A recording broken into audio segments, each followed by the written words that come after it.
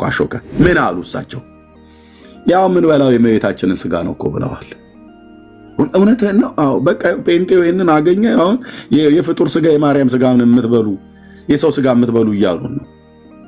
ይሄው እያልኩ ነው። እኔ የማርያምን ስጋ ነው የምንበላው ብለዋል አባት። ተረታተረ ጥያቄ ነው። እኔ የጻፍኩትን ጽሁፍ ቤተክርስቲያን ማጽዳት አለባት፣ ጭራሽ በስዕል ላይ ማለቀጥ እኔ የጻፍኩትን ጽሁፍ ኢየሱስ ብቻ ነው የዘላለም ሕይወት የሚሰጥ የሕይወት እንጀራ ስጋና ደሙን በመቀበል ነው። በቃ የክርስቶስን እኮ ልጠይቅህና መልስ። ይሄን ከመለስክልኝ እውነትም ጭንቅላት ውስጥ ገድል የለም እንላለን። ሰው ከሲኦል እንግዲህ የገባ ሰው አንደኛ ጌታን የካደ ነው። ሁለተኛ ደግሞ ጌታን አምኖ በኢትዮጵያ ኦርቶዶክስ ትምህርት መሰረት ጌታን አምኖ በኃጢአት የኖረ ሰው ነው አይደል? በኢትዮጵያ አሉ። ለምሳሌ አሁን ዘራብሩክ ገዳም ስትሄድ መቼም አንድ ሰው አንድ ጺም ነው፣ ከሞተም በኋላ ላታገኘው ትችላለህ አይደለ? አይገኝም። ስለዚህ አምሳያ ጺማቸውን በምን ደረጃ ነው እኛ የምንቀበለው? በረከታቸውን በምን ደረጃ ነው የምንቀበለው? የመጀመሪያ ደረጃ የሰናፍጭ ቅንጣት ታክል እምነት ቢኖርክ ነው አይደለ? እምነት ብዬ ከያዝኩ የመጀመሪያ ደረጃ የዘራብሩክ ገዳም ብትሄድ አጸዶቹ በሙሉ ልክ እንደ ጺም ያዥጋሉ።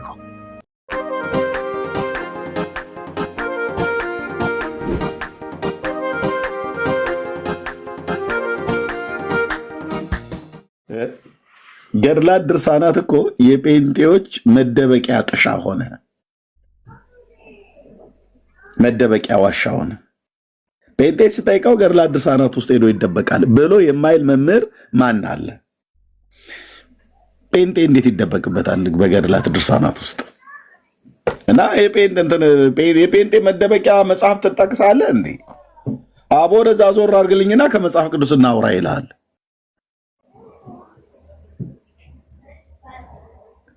ይሄ እኮ ወንድሞቼ እናቶቼ ቢገባችሁ ጣሪያ ላይ ወተን ራሱን ልናመሰግንበት እኮ የሚገባ ነገር እኮ ነው። ትልቅ እኮ ድል ነው። አንድ ኦርቶዶክሳዊ ምንምን ወይ አንድ ኦርቶዶክሳዊ አገልጋይ በመጽሐፍ ቅዱስ ብቻ አውራኝ እነዚህን አታውራኝ ብሎ ሲል ምን እያለ እንደሆነ እነዚህ ማፈሪያዎች ናቸው። እነዚህ እኛ ፊት አይሉም እንደዛ። እነዚህ እኮ አንገት ያስደፉን ናቸው። እነዚህ በጣም ያሸማቀቁን ናቸው። በማያሸማቀቀን በአንገት በማያስደፋን በመጽሐፍ ቅዱስ ብቻ አውሩን ብለው ሶላ ስክሪፕቸራ ብለው መጥተዋል ማለት ነው። ቀድሞ እኮ ግን እኛ ገድላት ድርሳናትን ሳንነካ በፊት በመጽሐፍ ቅዱስ ብቻ እናውራችሁ ብለን ስንል አይ መጽሐፍ ቅዱስ ብቻ ማለት ሉተር ሽንት ቤት ቁጭ ብሎ የፈበረከው ነው፣ ቆሎ እየበላ ያነሳው ነው፣ ተኝቶ ያወራው ነው፣ ከሚስቱ ጋር የተጫወተው ነው ያላችሁ ሲያላግጡ ነበር። በመጽሐፍ ቅዱስ ብቻ እናውራችሁ ብለን ስንል እኛ እንደናንተ መጽሐፍ ቅዱስ ብቻ አንልም። ገድላት ድርሳናቱ ሊቃውንቱ አዛውንቱ ምናምን ነገር ብለው የሚሉት በጣም ብዙ ቡትቱ ይጠሩብን ነበር። አሁን ደግሞ አይ በቃ እንግዲያ አንዱን ኦርቶዶክሳዊ በምንድነው የምናወራዋለን? እኛ በመጽሐፍ ቅዱስም በገድላት በድርሳናቱም በመጽሐፍቶቹ ሁሉ ጭምር ነው የምናወራችሁ ብለን ይሄው እስካሁን ግግም አልና አንድን ኦርቶዶክሳዊ ስናወራው ነገረ ድህነትን አውራኝ ብሎ ካለ በመጽሐፍ ቅዱስም በመጽሐፍቶቻቸውም ነው የምናወራቸው። ለምን? መጽሐፍ ቅዱስ ብቻ አይደለም በኦርቶዶክስ ነገረ ድህነት ላይ የሚያስተምረው ትምህርት መጽሐፍ ያለው እነዚህ ገድላት ድርሳናት ሁሉ ጭምር ነገረ ድህነትን ያስተምራሉ።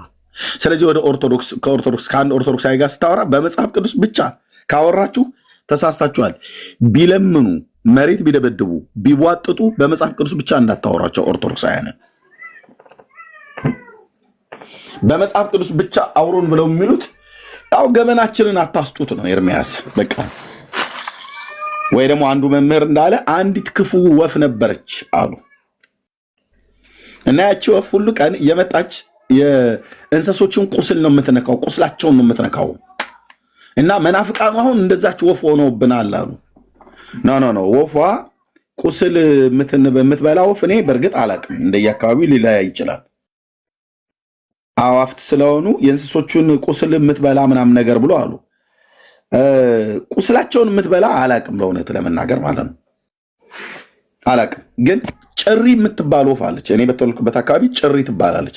በከብቶች ላይ እነዚህ ተዋሲያን ተጣባቂ የሆኑ እንደ መዥገር የሚባሉት አይነት ነገሮች እንደነሱን ታገኝና ብብታቸው ስር ጡታቸው ስር እንደዚህ ፕራይቬታቸው አካባቢ ላይ ስስ ስለሆነ ቆዳቸው ሄዳ መዥገሯ ትጣበቃለች እና ደማቸውን ትመጠና የእንስሶቹን እላወላቸው ላይ እዛው ራሱ በቃ እንደምቧይ ብጥ ብላ ትቀመጣለች እና ጭሪዎቹ ይመጡና ይነቁሯታል። ከዛ ደሟን ይመገቡታል ማለት ነው፣ የመዥገሯን ማለት ነው።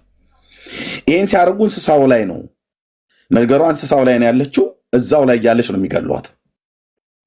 ኦኬ እቺን ወፍ አውቃለሁ። ከዚህ ውጭ ቁስል የምትበላ ወፍ እኔ አላውቅም።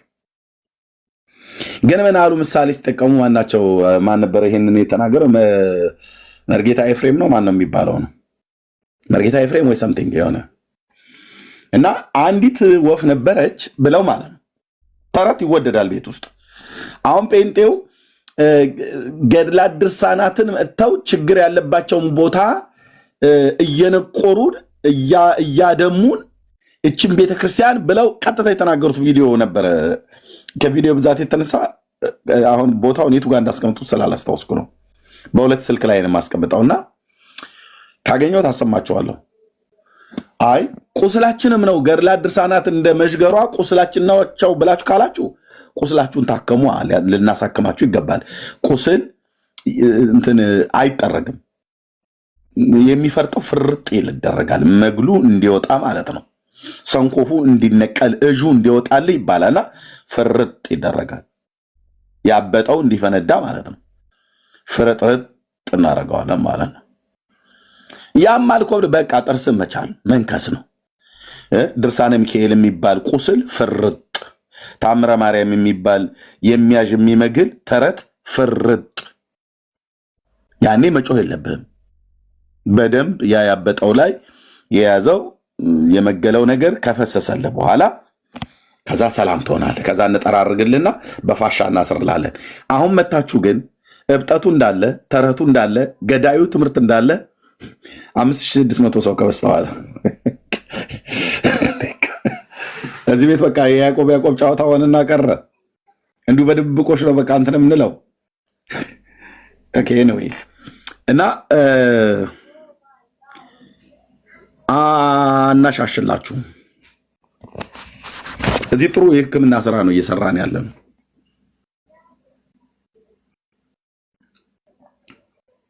የቆሰለ ቁስል ካለህ ቁስል ከመድረቁ በፊት መግል ይይዛል። መግሉ ደግሞ በሆነ ነገር በስተህ ዶክተሮችም ጋር ሂድ፣ በባህላዊው መግሉ እንዲፈስ የሆነ ነገሩን ተነካውና ታፈርጠዋል። እሱ ካልፈሰሰ አይደርቅ፣ መርዙ መውጣት አለበት ማለት ነው እንጂ ዝም ብላችሁ ነካኩልኝ አይባልም። በደንብ መፍረጥ አለበት። ስለዚህ ታምረ ማርያም የሚባል መጽሐፍ በደንብ ፍርጥ ስናደርገው አይታችኋል አይደል? ስንት ነገር እንደወጣ አንድ ማአት ሰው ኦርቶዶክስ መሆኑን ራሱ እስኪጠላው ድረስ ማለት ነው። ቻለው እንግዲህ ወዳጄ፣ እቺ ቤተክርስቲያን ንጽሕት ናት፣ ቅድስት ናት፣ ባህረ ጥበባት ናት፣ አትሳሳትም ስትሉ ኖሯችኋል። መጽሐፍቶቻችሁ ግን ስንገልጣቸው የዚህን ተቃራኒ ነው የሚያወሩት። ንጽሕት ሳይሆን ያ አይታችኋል። ይህንም በደንብ መናገር እንችላለን። ጥራት የሚጎላቸው መጽሐፍቶች መሆናቸውን አሳይተናል ማለት ነው። ቀሲስ ንጋቱ አበበ ይግቡ። እንደናንተ አይነት ካህናት ነው የሚያስፈልገው። አሁን ምን ሆነ ታዲያ? ከገባችሁ ግቡ፣ ካልገቡ ግን ይተዉት አላችሁ። አገልጋዮች አሁን የገባችሁ እያየኋችሁ ነው። ሌሎቻችሁም በዕለ ማርያም ኑ ይግቡ፣ ኑ ግቡ። ካህናት አገልጋዮች እኮ መግባት ነው ያለባችሁ። ልንወያያቸው ስንል ገና ልንጠቅስ ስንል ታምረ ማርያም ለኮ እንደዚህ ተብሎ ማለት ከሱ ልጠቅስ ነው እንዴ? በጣም ነው የምትገርመው። ጴንጤ እኮ ገድላት ድርሳናት ውስጥ እኮ ሆነ መደበቂያችሁ ይላል። አንተ የምታነበውን ከበረከቱ ሱታፌ ይሳተፍበታለሁ ብለህ የምትለውን ጠዋት ጠዋት ከመጽሐፎቹ ቅድስና የተነሳ እህል ሳይበላ ነው የሚነበቡት።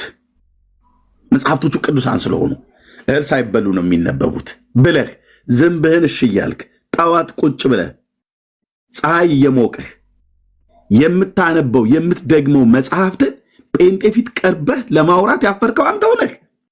ጴንጤ ምን ይሁንልኝ ብሎ ገድላ ድርሳናት ውስጥ ይደበቃል። እናንተ ነበራችሁ የተደበቃችሁት።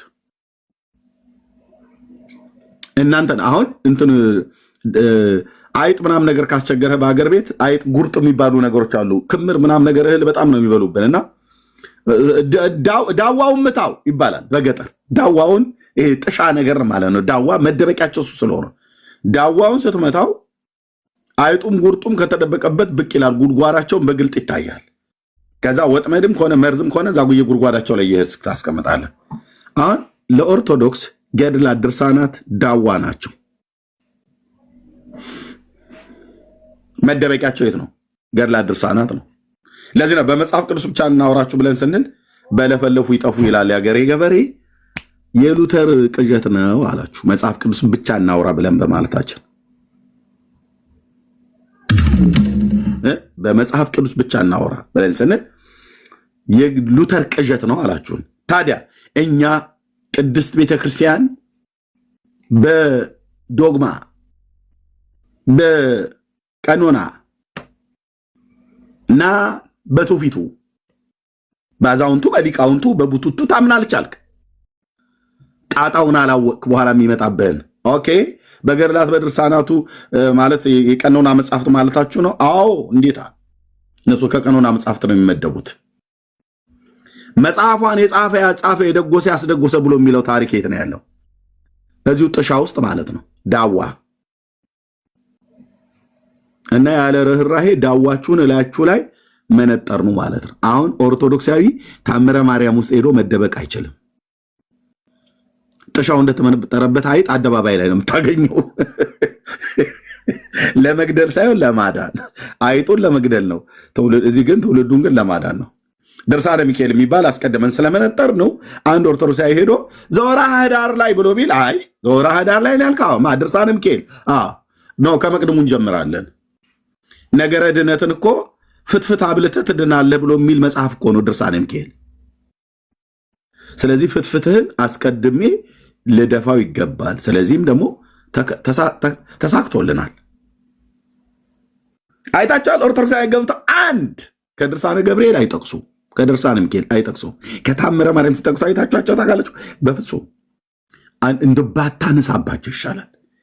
ምን አለበት ግን እኔ ምን በቃ ጴንቶቹ ጋር ሄደን እኮ በቃ የሆነ ስለ መጽሐፍ ቅዱስ ልናወራ ብለን እኛ ነገረ ድነት እናወራቸው ብለን የዮሐንስ ወንጌል መጽሐፍ ምዕራፍ 6 ሥጋዬን የበላ ደሜን የጠጣ ብሎ ይላልና ብሎ እሱ ስለሚታየክ እንጀራ ያወሩላል። እዛ ጋ ሄደው ቃሉ እኮ አይልም፣ ጭራሽ በፍጹም አይልም ቃሉ። ስለሚበላው ህብስትና ስለሚጠጣው ወይን አይደለም የዮሐንስ 6 ብሉ ጠጡ ብሎ ያለው እና እዛ ጋ ይዘን ስናበቃ ከዛ እሱ ላይ ቆመ ያወሩናል ብለ ስለ አይ ነገረ ድነት እኮ በእናንተ ቤተክርስቲያን እኮ ደግሞ ብለው ይላሉ። ስጋ በመብላት በደም በመጠጣት ብሎ የሚለው ከሚታኘክ እንጀራ ጋር የሚያገናኘው አይደለም። ግን እሱን ነው ብላችሁ ካላችሁ እናንተ እኮ የምትበሉት የማርያምን ስጋ ነው ብለው ይሉናል። እና ይሄንን ደግሞ ምን ብለን እንበል? እኛ ብፁዕ አቡነ ሕዝቅኤልም ወጥተው በቃ አባቶቻችን ናቸው እኮ ብዙ ኮችን ቤተክርስቲያን ቁልቁል እየከተቷት ያሉት። ምን ሆነ? አይም ባለፈው የተናገሩት አላስታውሰውም እንዴ? ይባባሉልሃል እዛ ከተደዋውሎ ወይ ደግሞ እየተሾካሾከ ምን አሉ እሳቸው? ያው ምን በላው የእመቤታችንን ስጋ ነው እኮ ብለዋል። እውነትህን ነው። አዎ በቃ ጴንጤው ይህንን አገኘ። አሁን የፍጡር ስጋ የማርያም ስጋ የምትበሉ የሰው ስጋ የምትበሉ እያሉን ነው። ይኸው እያልኩ ነው። እኔም የማርያምን ስጋ ነው የምንበላው ብለዋል አባትህ። ስለዚህ እናንተ ለመዳን የምትበሉት የማን ስጋ ነው? የማርያምን ነው እንጂ የኢየሱስን አይደለም። የምንጠጣውም ደም የእሷ ነው ብለዋል። የማን? የማርያምን ደም ነው የምንጠጣው፣ የማርያምን ስጋ ነው የምንበላው። ፍጻሜስ ሲኦል ይሆናል። ቆንጆዬ ሲኦል ተዘጋጅቶላቸዋል። የፍጡር ስጋ በልተህ የፍጡር ደም ጠጥተህ የምትገባበት መንግስተ ሰማያት የለም። እሱንም ብለህ ብትል ስለሚታኘክ እንጀራና በአፍ ስለምትጠጣም ብለህ ስለምታጣጥመው ነገር አይደለም የሚያወራው ዮሐንስ 6ን። ስለዚህ ምን ይሁን ምንም አንሱ ኦርቶዶክሳውያን ከመጽሐፍ ቅዱስ እኛ ጋር ልታወሩ ስትሉ ትዝ ይለናል መጽሐፍቶቻችሁ ስላነበብናቸው። ከጥሻውም ልናድንህ ጥሻውም ላይ እኮ አለ፣ እዚህ ጋር ዳዋ ውስጥም አለ እንደዚህ የተጻፈ እንላለን። ከአረም ውስጥም አለ። ስለዚህ እራሳቸው አሁን ኦርቶዶክሳውያኑ በገድላት ድርሳናት ላይ ያላግጡ ጀመር።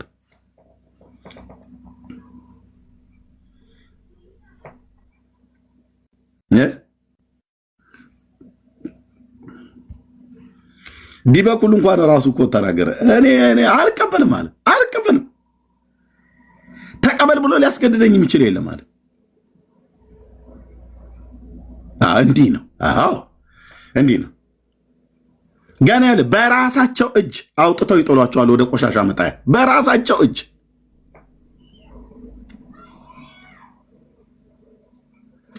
አያሳዝንም? አንተ ጠዋት ቁጭ ብለህ ፀሐይ የሞክ የምታነበው መጽሐፍ ጴንጤ አደባባይ ላይ ለምን ውስጣቸው የተጻፈ ተረታ ተረት እናንተን አልጠቀማችሁም? ለነፍሳችሁም ለስጋችሁም ለመንፈሳችሁም አልጠቀመም። ስለዚህ እኔ በዘመኔ ፀሐይ እየተሞቀ እህል ሳይበላ ይነበባሉ። እህል ሳይበላ ነው መነበብ ያለባቸው ተብለው የተባሉ መጽሐፍቶች እኔው በዘመኔ ኦርቶዶክሱ በገድላት ድርሳናት ላይ ማላገጥ ጀመረ ነው የምላችሁ። ስለዚህ በዚህ ሐሳብ ላይ እንቀጥላለን። ቴንኪው ጸጋ ይብዛላችሁ ወንድሞች፣ መቀጠል ትችላላችሁ። ወንድምነት ብርኪ እኔ ጋር ጠዋት ነው ቁርስም እስከምበላ ድረስ መቀጠል እንችላለን። በዚህ ላይ ሌላ የምትሉትም ሐሳብ ካለ መጨመር ትችላላችሁ። ቴንኪው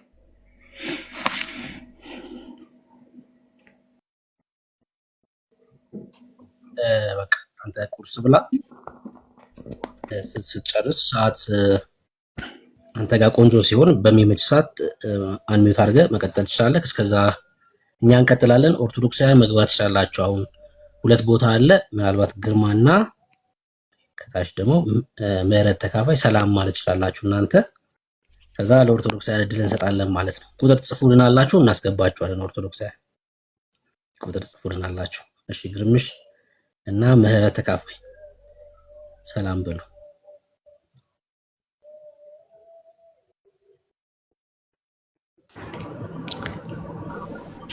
ሰላም እንዴት ናችሁ ቅዱሳን? ሁላችሁም ሰላም ብያለሁ። ብሩኬ በጣም ጠፍተ ነበር፣ ስላየው ደስ ብሎኛል። ወንድምነት ኤርሚ እንዴት ናችሁ? ሁላችሁም ሰላም ናችሁ? ኤዲዬ ሁላችሁም፣ ዳኒ እዚያ ያላችሁ ቅዱሳን የተወደዳችሁ የጊዜ አባቴ ብሩካን እንዴት ናችሁ? ደህና ናችሁ? ሁላችሁም ሰላም ናችሁ? በጣም ነው የምወዳችሁ። እሺ ይሄንን መንገር ፈልጋለሁ። በጣም ነው የምወዳችሁ። እንቀጥላለን። አንድ ነገር ግን ማለት ፈልጋለሁ። እዚህም እኛም ያለነው ከላይ እታችም ያላችሁ የተወደዳችሁ አባቴ ብሩካን ጀስ የሆነ ስብከቱ ሞቅና ዲቤቱ በጣም እየሞቀ ሲሄድ ምን ይሆናል መሰለህ ብሩኬ? ኮፒ ሊንኩ ይቀንሳል፣ ላይክ ሼሩ ይቀንሳል። ጀስ እኔ ስለማደርገው ነው ያለ ምንም ቀስቃሽ፣ ግን ሌሎቹም እንዲያደርጉ በመሃል የሆነ እንወሰዳለን። ታውቃለህ ወደ ኮሜንቱ ነው እናደላውና እቺን ነገር ብናስተካክላት በጣም ነው የምወዳችሁ። እሺ ተባረኩ እና ለግርምሽ ልስጥ።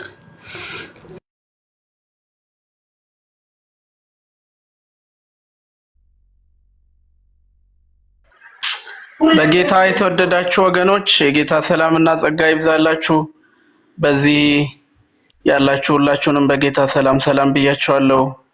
የተወደድኩ ወንድም ኤርሚ፣ ዳንሻዬ፣ ኤዱ፣ ጽዮን፣ ብሩካ፣ እቴ ምህረት እና ታች ላይ ያላችሁት ወንድሞች ሁላችሁንም በዚህ ስላገኘኋችሁ ደስ ብሎኛል።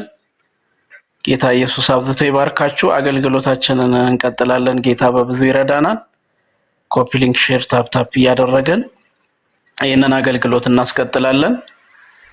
በዚህ ርዕስ ላይ ልትወያዩ የምትችሉ ወንድሞች፣ ኦርቶዶክሳውያን ወንድሞች ካላችሁ ገስት እንቀበላችኋለን።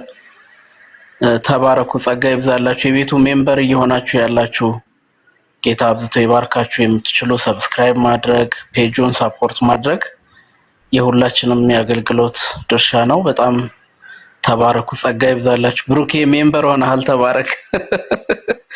እና ልክ አሁን ብሩኬ ሜምበር እንደሆነ ሜምበሩ ነው ወገኖች፣ የቤቱ ሜምበሩ ነው። የኤርሜን ኖቲፊኬሽን ኦን አድርጉ። እሱ ላይቭ ሲገባ እንዲመጣላችሁ ኖቲፊኬሽን። ተባረኩ። ጸጋ ይብዛላችሁ። ብሩካ ይቀጥል። ተባረኩ። የምህረት ተካፋይ ግርምሼ ጌታ ዘመናችሁን ይባርክ። እኛም በጣም እጅግ በጣም ነው የምንወዳችሁ። አሁን ቁጥር እየጻፋችሁ መግባት ትችላላችሁ። ኦርቶዶክሳውያን ርዕሱ ላይ ለማውራት እንግዲህ ዘማርያም ማለት ምን ማለት ነው?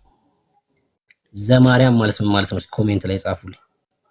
ዘሚካኤል፣ ዘማርያም፣ ዘጊዮርጊስ፣ ዘበርሶማ፣ ዘበርጩማ እንደዚህ ይበዛል እና ምን ማለት ነው? ዘበርሱማ፣ ዘማርያም ምን ማለት ነው ታውቃላችሁ? ጻፉልኝ እስኪ።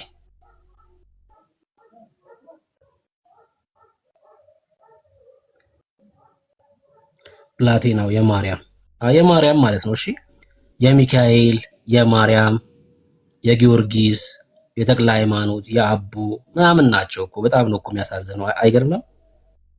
ስማቸው ራሱ በቃ እንደዛ ናቸው። በቃ የተክለ ሃይማኖት፣ የጊዮርጊስ፣ የገብርኤል፣ የማርያም ማለት ነው አይደል? የማርያም ነኝ እያለ ነው ያለው። ለምሳሌ ኤርሚ ቀይሮታል አይደል? ምንድን ነው ያለው? ተናገር እውነቱን ዘኢየሱስ ብሎታል። የኢየሱስ ነኝ እያለ ነው ኤርሚ ደግሞ። በቃ ብልጫችን ይሄ ነው። አየህ ልዩነታችን እንኳን ይሄ ነው። በቃ የማንን እኛ የእግዚአብሔር ነን፣ የኢየሱስ ነን እኛ። እነሱስ የፍጡራን ናቸው። በቃ የፍጡራን ናቸው። ዘ ማለት የማለት ነው፣ የግዕዝ ቃል ነው። ዘማርያም ሲል የኢየሱስ የማርያም ነኝ እያለ ነው። እኛስ እኛ የኢየሱስ ነን፣ እኛ የኢየሱስ ነን። ክብር ለኢየሱስ ይሁን። ሰው ግቡ። በቃ ኦርቶዶክሳውያን ቁጥር ጻፉ። ገስት ላይ እያስገባው እየጠየኩኝ ከማስወርድ ቁጥር ጽፋችሁ መግባት ትችላላችሁ። ቆንጆ ርዕስ ነው። ሰሞኑን ሲቆጣ ነበር አይደል? ሰሞኑን ሲቆጣ ነበር። ኢዮብ መኮንን የሚባል እስልምና ላይ የሚሰራ ልጅ እኔ እንደዚህ አይነት ተረት አልቀበልም ብሎ ቴሌግራሙ ላይ ጽፏል። የጻፈው ደግሞ የትኛው ታሪክ ላይ መሰላችሁ? የአቦ ገድል ላይ ማለት ነው። አቦ ሶስቱን አካላት ወይ ደግሞ እግዚአብሔርን አዘለ፣ እግዚአብሔር ደግሞ በተራው አቦን አዘለ የሚለው ታሪክ ላይ ነው ሲያላግጥ የነበረው ማለት ነው ግሩፑ ላይ። እና ይሄ ነገር አስቆጥቷል። ቪዲዮን ላሳያችሁ፣ ምናልባት ቪዲዮን ላሳያችሁ እችላለሁኝ፣ የተቆጣበትን ማለት ነው። መምሬ ቄሱ የተቆጡበትን ቪዲዮ ላሳያችሁ እችላለሁ። ያላገጠው አቦ አዘለ የሚለው ላይ ነው ያላገጠው ኢዮብ መኮንን የተባለው ማለት ነው። እና አቦ አዘለ፣ ከዛ ደግሞ እግዚአብሔር የመተዛዘል ምዕራፍ ማለት ነው። እና እሱን ነው ሲቃወም የምንመለከተው። ልክፈትላችሁ፣ አንዴ ልክፈትላችሁ።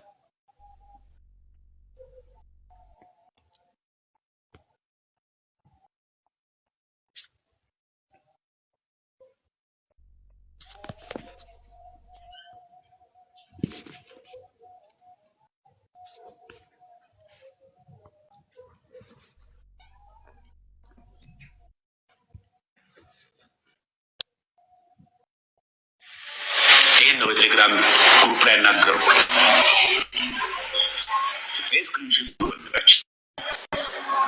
ምንድን ያለ እንደዚህ ያለ ተረታ ተረት ቤተክርስቲያን ማጽዳት አለባት። ማን ያለ ልዝጋሞ? ሰምታችሁታል? በደንብ ሰምታችሁታል ያለውን። እንደዚህ ያለ ተረታ ተረት ቤተክርስቲያን ማጽዳት አለባት። አሁን ይሄን ያለው ድጋማው ብሩክ፣ ይሄ ድጋማው ፔንቴ አይደለም። እስኪ ስሙት አንዴ።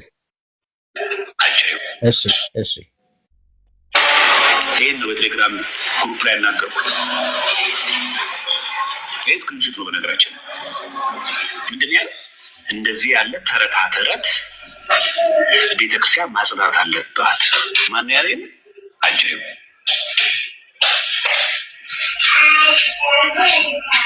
ለምን እንዲህ ትላለህ? በቴሌግራም ግሩፕ ላይ ከዚህ ቀደም ትናንት ነው የጻፍኩት።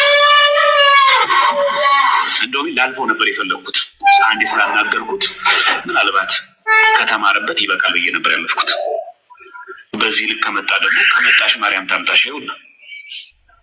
ተረት እኚህ ደግሞ በጣም ነው የሚወዱት፣ እንዲነካባቸው አይናቸው ነው። እንደዚህ አይነት ተረት እጅግ በጣም ሲበዛ ይወዳሉ። እና ተቆጡ። እንዴት አንተ እንደዚህ ልጅ ኦርቶዶክሳዊ ነው፣ ቴሌግራም ግሩፕ ላይ ነው የጻፈው። ተቆጡ። እሺ ካላችሁ እኮ መውጣት ነው።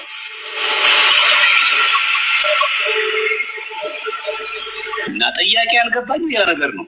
ተረታተረ ጥያቄ ነው። እኔ የጻፍኩት ጽሁፍ ቤተክርስቲያን ማጽዳት አለባት ጭራሽ በስዕል ላይ ማለቀቅ እኔ የጻፍኩት ጽሁፍ እኔ ኤዲት ያደረኩት።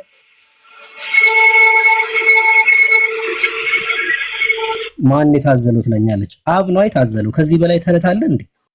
አብ እኮ ነው የታዘለው። ቆይ አንዴ፣ ቆይ መጽሐፉን ላምጣ ላሳያችሁ። በእውነት አንዴ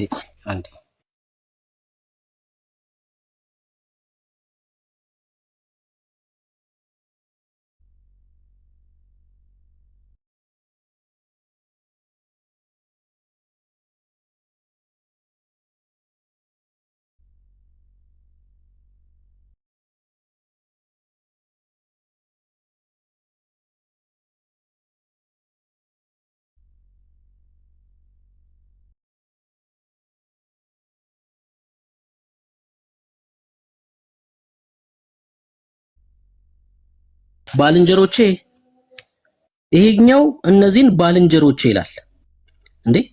ምን እያላችሁ ነው? አብ ለወልድና ለመንፈስ ቅዱስ ባልንጀሮች ናቸው እንዴ? ምን ማለት ነው? እንግዲህ እየነገሩን ያሉት እኮ ሶስቱን አካላት አቦ አዘለ እያሉን ያሉት በመጽሐፋቸው። ምኖቼን አምጣ ነው ያለው ይሄኛው? ባልንጀሮቼን።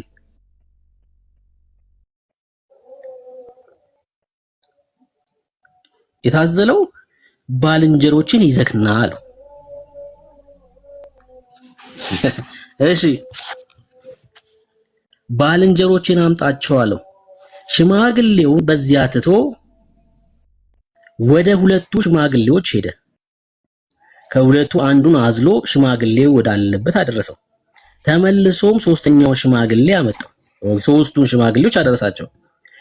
አባታቸው ገብረ መንፈስ ቅዱስም እነዚያን ሽማግሌዎች ከወዴት መጣችሁ? የሽታችሁ መዓዛ ልብን ይመስጣል አላቸው።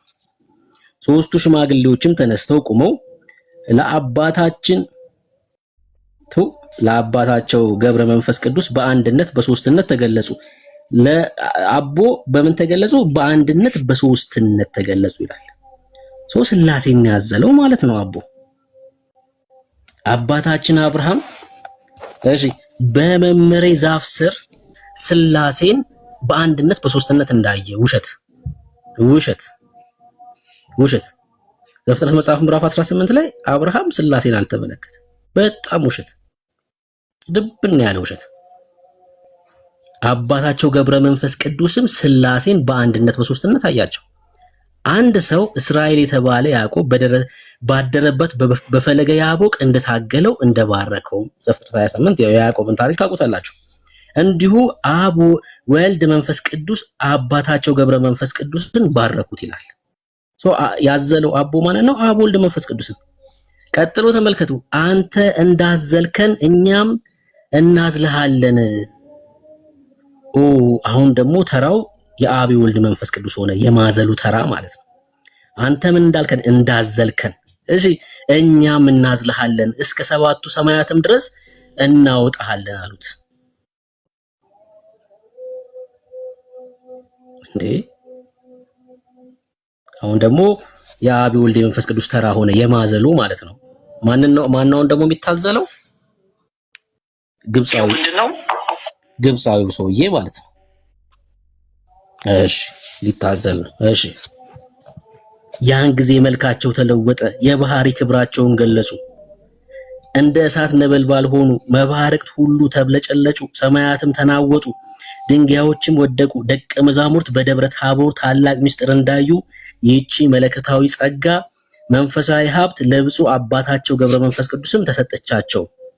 ነቢያት፣ ሐዋርያት እግዚአብሔርን እንዳዩት አባታቸውም አየው። ማቴዎስ 17 ላይ ያን ጊዜ የብርሃን ፈጣሪ ያው ማቴዎስ 17 ታውቁታላችሁ። የደብረ ታቦር ጌታ ሶስቱን ሐዋርያት ይዞ ወጣበት ታሪክ ማለት ነው። ከምን ጋር እንደሚሰፉት ተመልከቱ። እሺ ያን ጊዜ የብርሃን ፈጣሪ አብ ምን ብሎ?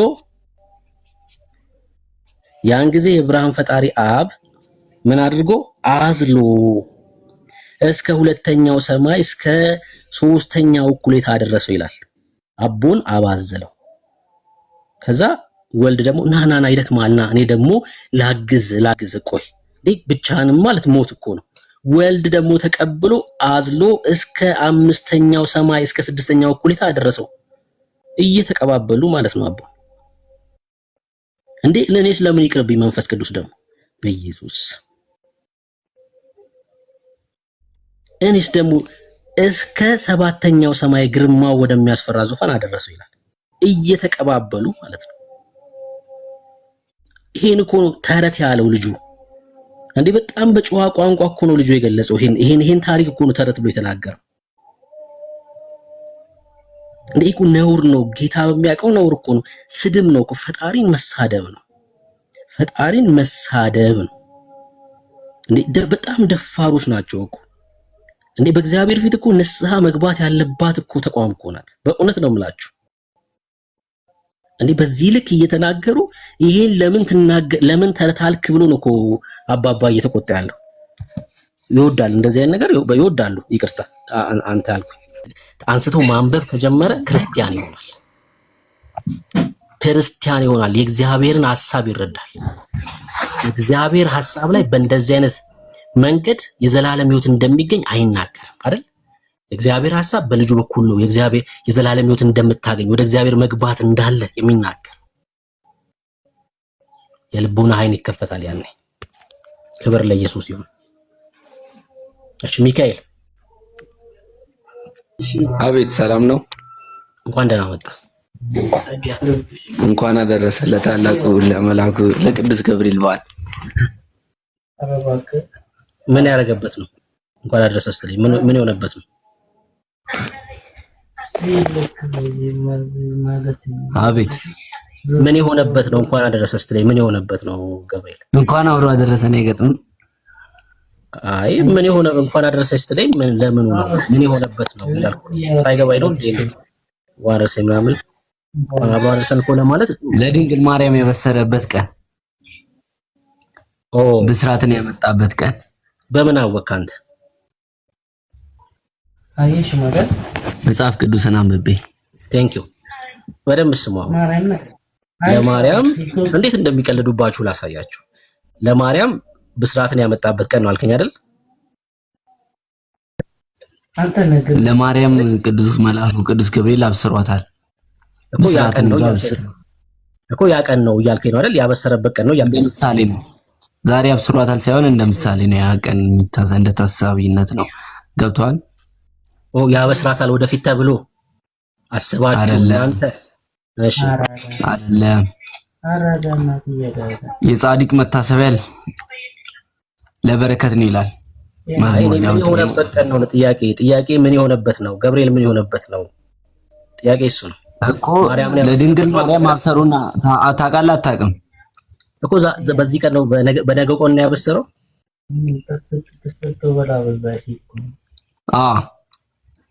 መልካም። እስኪ 9 ወር ቁጥር ካሁን ከነገ ጀምርና ነገ አሁን ታህሳስ 19 ነው አይደለ? ከነገ ጀምሮ እስኪ 9 ወር ቁጥር አንተ። ያው አንተ ቁጥር ችግር የለም። አንተ እኔ ያው ገብቴን ስለማከብረው ያው አንተ ያልገባ ለማክበር ከፈለክ አንተ ብትቆጥረው እኔ እቆጥራለሁ። ችግር ምን ብሎናል? ያበሰረበት ቀን ነው አለን አይደለ? ጥር 19 1 የካቲት 2 መጋቢት 3 ሚያዝያ 4 ግንቦት 5 ሰኔ 6 ሐምሌ 7 ነሐሴ 8 መስከረም 9 ጥቅምት 10 ህዳር 11 ታህሳስ 12 እና ጌታ በስንተኛው ወር ነው የተወለደው እኮ? አሁን እኮ ምን አለ መሰለህ፣ በስንት ወር ነው የተወለደው ጌታ? በ9 ወር። በ9 ወር ከሆነ መስከረም ላይ ነው የተወለደው ማለት ነው ጌታ አይደል? አሁን ነገ ከሆነ የሚያበስረው የተወለደው መስከረም ላይ ነው። አሁን የነገ በዓል ለምንድን ነው የምታከብረኝ አልከኝ? ገብርኤል ለድንግል ማርያም ያበሰረበትን ቀን ምሳሌ በማድረግ ነው የምናከብረው። ያንን ነገ ነው ያበሰረው ማለት ነው አይደል? ያበሰረበትን ቀን ታሳቢ ለማድረግ ገብቷል። ያንን የመጽሐፍ ቅዱስን ስርዓት ለመመት ታሳቢ ለማድረግ ነው። ገብቷል። የመጽሐፍ ቅዱስ ለድንግል ማርያም የበስራት ገብቶኛል። እሱን እኮ ነው እያልኩ ያለሁት። እና በስንት ወር ተወለደ ምናምን የሚል ነገር አሁን እዚህ ጋር አይሰራም። ገብቷል። ለምሳሌ እናንተ ኦርቶዶክሳውያን እንደዚህ መቀለጃ እንደሆናችሁ እንድታየው። ምክንያቱም ታኅሳስ 19 ከሆነ ያበሰራት ገብርኤል ጌታ የሚወለደው መስከረም ላይ ነው ማለት ነው። 9 ወር ሲቆጥር ታኅሳስ ላይ ከተወለደ ደግሞ ጌታ በ12 ወሩ ተወለደ እያሏችሁ ነው። በዚህ ልክ ምንም እንደማታስተውሉ እንደማትጠይቁ ስለሚያውቁ ችግር የለባቸው። ምንም የሆነበት ነው ብላ አይ ኦርቶዶክስ ቤተክርስቲያን ጥንታዊ መሰረቷ የክርስቶስ ስለሆነ ምንም የማታውቀው ምንም ነገርኛ ብንጠይቅም ባንጠይቅም እሷ ከጥንት ጀምሮ ከመስቀሏ ከቤተክርስቲያን አሰራሯ ጀምሮ ክርስቶስን ነው የምትሰብከው። እንደ ሌሎቹ ቤት አይደለችም። ገብቷል። ካለባበሷ ካመጋገቧ ከምኗ ጀምሮ ክርስቶስን ብቻ ነው። አገባኝ። ማስረጃ አለ። ማስረጃ አሁን ከቤተ ክርስቲያን አሰራሯ ክርስቶስ ነው። መስቀል የማን ነው? ክርስቶስ ነው። በመስቀል ተሰቅሎ ያዳነን ማንም አይደለም፣ ክርስቶስ ነው። ሚካኤል ማንም አይደለም። የትኛውም መልአክ የትኛውም ፍጡር ማንም አይደለም። ልንገርህ ማን ነው? ኢየሱስ ብቻ ነው ያዳነን። ስለዚህ ከመስቀሏ ጀምሮ ከበሯ ከመግቢያዋ ከስርዓቷ ከነጠላ አለባበሷ ጀምሮ መስቀል ነው። መስቀል ደግሞ የማን ነው? የክርስቶስ ነው። መስቀልን የሚክዱ አሉ፣ ግን ቤታቸው ላይ ያቆሙታል። ለምን? ያ የመለያቸው ነው። ግን እኛ መስቀልን ከአንገታችን ጀምሮ ነው በመስቀል ህይወታችንን እስከ ዘላለም እስከ መጨረሻ ድረስ ለክርስቶስ እንደምንሰጥ ምሳሌ ናችን ነው። እና ወንድሜ አሁን እኔ ጥያቄ ምን መሰለክ? አንተ ጥያቄ ሳይሆን ምንድነው ብሩኬ፣ እኛን ግራ አጋባችሁን እኮ። ጌታ ታኅሳስ ወር ላይ አሁን ያበሰረበት ነው ከተባለ ባበሰራት ጊዜ ነው አይደል ጌታን የጸነሰችው ማርያም።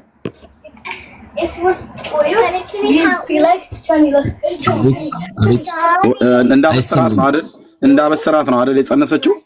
ያን ነገር ታሳቢ አሁን ምሳሌ ያው የሉቃስ ወንጌል ላይ እንደተጻፈው ቅዱስ ገብርኤል እንዳበሰራት ታምናለህ? ታሳቢ ነው እኮ ያደረጋችሁት። ልክ ነው፣ ግን እንዳበሰራት ነው አይደል የጸነሰችው። ዩኒሊስ እንደ ቃልክ ዩኒሊስ ብላ ባለችበት ጊዜ ነው አይደል ወዲያውኑ ሲያበስራት ነው አይደል የጸነሰችው። አዎ ያው ፍቃዷን ጠይቆ በፍቃዷ ነው ይሁንልኝ እኮ ልክ ነው። ይሁንልኝ ብላ ስትል ጸነሰች። እሱ ጋር መቼ ያጣኑ እንደ ቃል ይሁንልኝ ጥያቄ የጌታ ባሪያ እንደ ቃል ይሁንልኛል። አታወራው የጌታ ባሪያ እንደ ቃል ይሁንልኝ ብላ ስትል ጸነሰችው። ኦኬ ስለዚህ የተጸነሰው ጌታ በታኅሳስ ወር ነው ማለት ነው። በዚህን ጊዜ ነው በዚህ ጊዜ ነው ወንድማችን የተጸነሰው በስርዓተ ገብርኤል ብሎ በተባለበት ገብርኤል ማርያምን ያበሰረበት ዕለቱ ይሄ ስለሆነ በዚህ ቀን ነው መጥቶ ያበሰራትና በዚህ ቀን ዕለቱ ይሄ ነው ብዬ እኔ አሁን ልንገርህ ዕለቱ ይሄ ነው ብዬ አሁን እኔ ስለ እርግጥ ስልክ ይሄ ነው ብዬ እንደ ምሳሌ እንደሚከበር አውቃለሁ። ግን ዕለቱ ይሄ ያለ ዕለቱ ነው የምታስቡት ወይስ በዕለቱ ነው የምታስቡት? እኮ ያበሰራትን በዓል ነው የምናከብረው እኮ በዓሉ ገብርኤልን ታሳቢ ባደረገ አይደል? ስለዚህ በወርሃ ታኅሳስ በ19 ዛሬ ወይ ነገ ማለት ነው ይከበራል ማለት ነው። ስለዚህ እሱ ወዲያውኑ ባበሰራት ወዲያው ብዙም ሳትቆይ ነው የጸነሰችው።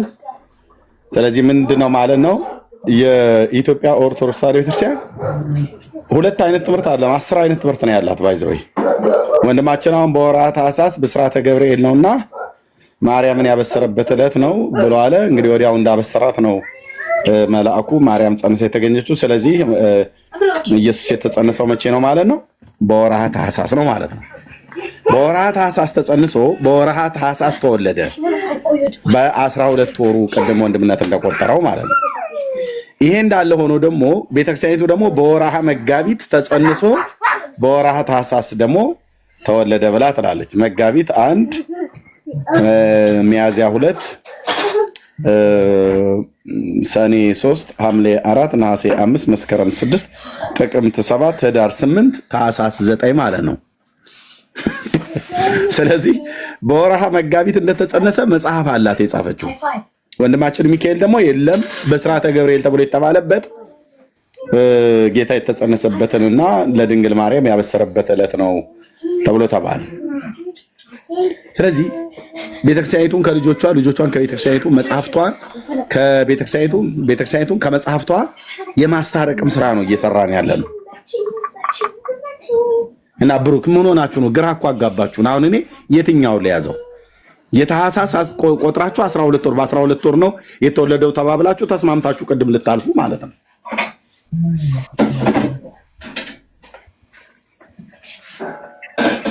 በወርሃ መጋቢት ነው የተጸነሰው ብላለች ቤተክርስቲያን። ደግሞ በሌላ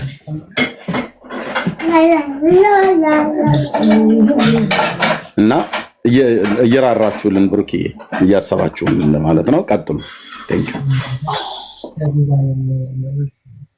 እኮ እንኳን አደረሰ ሲለኝ እኮ ግራ ገብቶኝ ምን ገብርኤል ምን የሆነበት ነው? አንደኛው ገብርኤል እድሜ ይርዘም ብሎ ጽፏል ፌስቡክ ላይ የገብርኤልን እድሜ ያርዝምልኝና እንደዚህ ያደረገልኝ ብሎ ጽፏል። አሁን እኮ ችግር ሆነ። አሁን ምን የሆነበት ነው?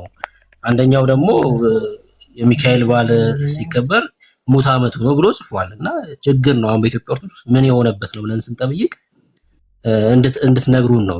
ምን ብላችሁ ነው እያከበራችሁ? ያረፈበት ቀን ይሆን እንዴ? ምናልባት እኮ እሱን እኮ እያልኩ ነው። ተነጋገሩ እስቲ። እሱን ነው እያልኩ ያለሁት። ሚካኤል አቤት አቤት አለው እየሰማችሁ ነው።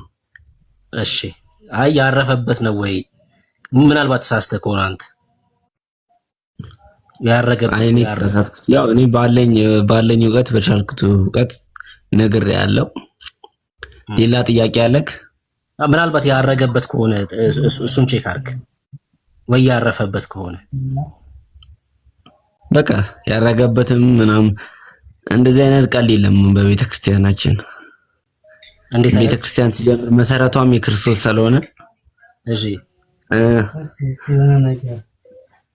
ስር መሰረቷም የክርስቶስ ነው። አይ እኮ እሱማ ነው ትነግረኛለህ። እሱን አሁን ምናልባት ያረፈበት ከሆነ ቼክ አድርግ እያልኩ ነው ያለሁት እኮ ለኢየሱስ እናት ያበሰረበት ቀን ነው። አይ እሱንማ ስንቆጥረው ቀኑ 12 ወር ስለመጣ ምናልባት ተሳስተህ ከሆነ አንተ ያረፈበት ወይ ያረገበት ከሆነ እሱን ቼክ አድርግ እያልኩ ነው እኮ። እኔ አሁን መልሼልሃለሁ እኮ አሁን ያለውን መልስ መልሼልሃለሁ። ሌላ ጥያቄ ካለክ ብያለሁ እኮ። አሁን እኮ በግድ እኮ ጥያቄ ያው መልሴን አታስቀይረኛ። አዎ እሺ በቃ ችግር የለውም ቼክ ያደርጋል። ስለዚህ ከተሳሳትኩኝም እንደዛ አይደለም ማስተካከል ማለት ይችላል። ያው ብዙ ጊዜ ያው ንጽጽር ላይ ካለ እውቀት የተነሳ ያው የተሳሳትኩት ነገር ካለ ያው ከኔ በላይ ስለምታውቀው ልታስተካክለኝ ትችላለህ እኮ። የእናንተ ትምህርት ስለሆነ እንግዲህ ቼክ እንድታደርገው። እሺ ቼክ እና አይ አንተ ጥያቄ ከሌለ ከኔ ልጠይቅክ። አይ ቆይ አንዴ ትጠይቀኛለህ። አንተ የፈለከውን ትጠይቃለህ። ዲያቆን ስዩም ምን ብሎ እንደሚጽፍ የለኝ ከታች አምስት ቃላት ተናግረህ 8 ስህተት የተሳሳትክ ብለው ሊቀ ሊቃውንት ቀለመወርቅ የተናገሩት ሰውዬ ምን አለ? ኧረ ውረድ እምነት እንጂ እውነት የለህም። ማፊ እውቀት አላለም። ናግባ እስኪ ስዩም እስኪ አንተ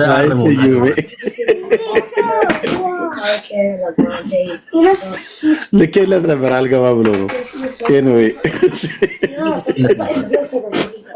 ቀጥል ብሩክ። እኔም ልኬለት ነበር። መግባት ትችላለህ ስዩም። ቦታ እኔ ራሴ ኤርሚ ራሱ ይወርድልሃልና አንተ ከገባክ ናግባ እስኪ አርመው ናግባና ሚካኤልና አርመው ገድላት ላይ ያወራን ነውና ቅድም እኮ የተሳሳትኩት ነገር ምንድን ነው እኮ ቢገባና ቢያረመ ጥሩ ነው። ታች ነው ተሳስተሃል ከሚልክ ዲያቆን ነው እንግዲህ የኢትዮጵያ ኦርቶዶክስ ዲያቆን ነው ገብቶ ማረም ይችላል። ታች ነው ተሳስተሃል ከሚልክ ማለት ነው። ያው እያወራን ነው ያለ ነው። የሰማው ነገር ካለ ከተናገርኩ የሰማው ስህተት ካለ ገብቶ ማረም ነው። የኢትዮጵያ ኦርቶዶክስ ገድላት ስህተት የለባቸውም ብለህ ታምናለህ ሚካኤል አንተ?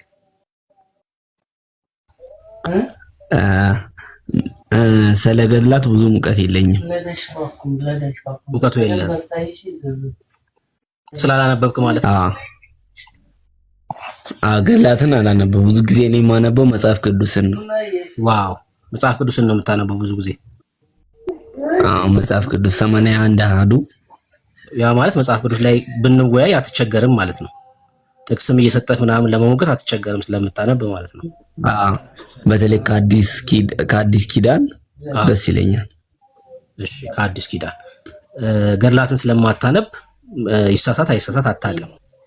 ገድላት ላይ ማለት ይሄን ብቻ ጥያቄ ልጠይቅህ። ገድላት ሳይሆን በቅዱሳን የዘላለም ሕይወት እንደሚገኝ ታምናለህ? አንተ የተጻፈውን ሳይሆን አንተ ጭንቅላት ውስጥ ያለውን ገድል እንመርምረው እስኪ። እሺ የተጻፈውን አታነብም የለውም። እኔ ጭንቅላት ውስጥ ገድል የለም፣ መጽሐፍ ቅዱስ ብቻ ነው ያለው። ያው እንዳልኩ መጽሐፍ እኔ ሙሉ ጊዜ ማሳለፈው በመጽሐፍ ቅዱስ ንባብ ውስጥ ነው። በጣም አሪፍ። እንደ መጽሐፍ ቅዱስ የዘላለም ሕይወት የሚሰጠን ክርስቶስ ኢየሱስ ብቻ ነው እኮ። እሺ ችግር የለውም። የተጻፈውን አታነብም። አንተ ጭንቅላት ውስጥ ግን ገድል አለ የለም የሚለውን ቼክ እናድርግ። ጥያቄ ይመልስ። ለኔ የሚያድነኝ ክርስቶስ ኢየሱስ ብቻ ነው። የዘላለም ሕይወት የሚሰጥ የሕይወት እንጀራ ስጋና ደሙን በመቀበል ነው። በቃ የክርስቶስን እኮ ልጠይቅህና መልስ። ይሄን ከመለስክልኝ እውነትም ጭንቅላት ውስጥ ገድል የለም እንላለን። ሰው ከሲኦል እንግዲህ የገባ ሰው አንደኛ ጌታን የካደ ነው። ሁለተኛ ደግሞ ጌታን አምኖ በኢትዮጵያ ኦርቶዶክስ ትምህርት መሰረት ጌታን አምኖ በኃጢአት የኖረ ሰው ነው አይደል? በኢትዮጵያ ኦርቶዶክስ ትምህርት ሲኦል የሚገባው በኢትዮጵያ ኦርቶዶክስ ተዋህዶ ትምህርት ምን አለ መሰለህ፣ የደህንነት ትምህርትን ከፈለክ እንድመልስልህ ምን አለ መሰለህ፣ ባጭሩ አንድ ሰው ሲኦል ገባ የሚባለው ወይ ኦርቶዶክስ ሆኖ ኃጢአት ከሰራ ወይ ደግሞ ጌታን ከካደ ነው አይደል? በኢትዮጵያ ኦርቶዶክስ ሰው ሲኦል ይገባል የሚባለው በጌታ በኢየሱስ ክርስቶስ ካላመነ ሲኦል ይገባል። በኦርቶዶክስ አስተምሮት 100% ይሄ ነው አስተምሮቱ። በኢየሱስ ክርስቶስ ያላመነ ሲኦል ይገባል። እሺ አምኖስ ደግሞ ኃጢአት ቢሰራ አንድ ሰው ሲኦል አይገባም? ሲጀምር በኢየሱስ ክርስቶስ አላመነም ማለት ነው። አምኖ እንዴት ኃጢአት ይሰራል? በክርስቶስ ማመን ማለት እኮ በመጀመሪያ ደረጃ ክርስቶስ የሚለውን ትእዛዝ መቀበል እኮ ነው ማመን። ያመነ በክርስቶስ ኢየሱስ ካመነ አንድ ሰው ኃጢአት አይሰራም እያልክ ነው? በጌታችን በኢየሱስ ክርስቶስ ካመነ እንዴት ኃጢአት አይሰራም? ማመን ማለት እኮ ክርስቶስ ከሚላቸው ትእዛዞች ውስጥ አንዱን ካልተቀበልክ እንዴት ማመን ብቻ አለ? ማመንም እኮ ዲያብሎስም ማምኗል እኮ። ግን በጣም ነው ስታምን የእሱን ትእዛዝ መቀበል እኮ ነው። ማመንም እኮ ያው የያዕቆብ መልእክት ላይ እንደተጻፈው ማንበብ ትችላለህ። እምነት ያለው ስራ የሌለው አግኝቻለሁ። ሐሳብን ስላገኘው እሺ፣ እምነት ያለው ስራ ሙት ነው ይላል። በጣም አሪፍ። አሁን አንተ እንዳልከው ሰው ጌታን ከካደ ሲኦል ይገባል ስላልከኝ ወይ ካላመነ ሰው ኦርቶዶክስ ሆኖ ጌታን ክዶ በአንተ ሐሳብ መሰረት በማርያም ምልጃ ቢያምን ወይ ደግሞ እሷን ሲዘክር ቢኖር በማርያም ምልጃ ከሲኦል መውጣት ይችላል ወይስ አይችልም? እኮ በጌታ በኢየሱስ ክርስቶስ ያላመነ ሁሉ ሲኦል ይገባል። ገባኝ እኮ እሱን እኮ ነው እያልኩ ያለሁት። ሲኦል ከገባ በኋላ በማርያም ምልጃ ማርያምን ተስፋ አድርጎ ቢሞት ሲዘክር ቢኖር በሷ ምልጃ በክርስቶስ ካላመነ አይደለም። በክርስቶስ ካላመነ አይደለም። እኔ ከሲኦል ይወጣል አይወጣም ነው ጥያቄ። አይወጣም ከሲኦል ወይም ይወጣል በለኝ። በማርያም በክርስቶስ ካላመነ አይወጣም እኮ ከሁሉም የሚቀድመው ክርስቶስ ነው።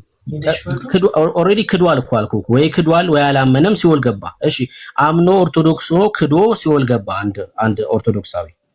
ማርያምን ግን ተስፋ አድርጎ ነበር። ስለዚህ ብሩክዬ አሁን ጥያቄን ግልጽ አድርገህ እንድመልስልህ አንተም ግልጽ አድርገህ እንድጠይቀኝ እንፈልገው። አንተ ልጠይቀኝ የፈለግ ግልጽ አድርጌ ልጠይቅህ። እሺ ግልጽ አድርጌ ልጠይቅህ። ኦርቶዶክሳዊ ነው፣ ጌታን ካደ፣ በተለያየ ምክንያት ጌታን ካደ እና ጌታ ፈረደበት፣ ሲኦል ገባ። በማርያም ምልጃ ከሲኦል ሊወጣ ይችላል ወይስ አይችልም? እኮ መለስኩልህ። በክርስቶስ ሳያምን ወደ ሲኦል ከወረደ ወዲህ በክርስቶስ ካላመነ በቀር ሲጀምር አይድንም። ሲጀምር በምድር ላይ ነው ማመንም ያለው። ሲኦል ከገባ ወዲህ በክርስቶስ ካላመነ አይድንም አልኩህ እኮ። ዋናው በክርስቶስ አምኖ ነው ለገነት መግባት የሚቻለው። ያላመነ ሰው ሊድንም አይችልም በክርስቶስ ያላመነ። ይሄ ነው የኦርቶዶክስ አስተምሮት 100% ማለት ነው።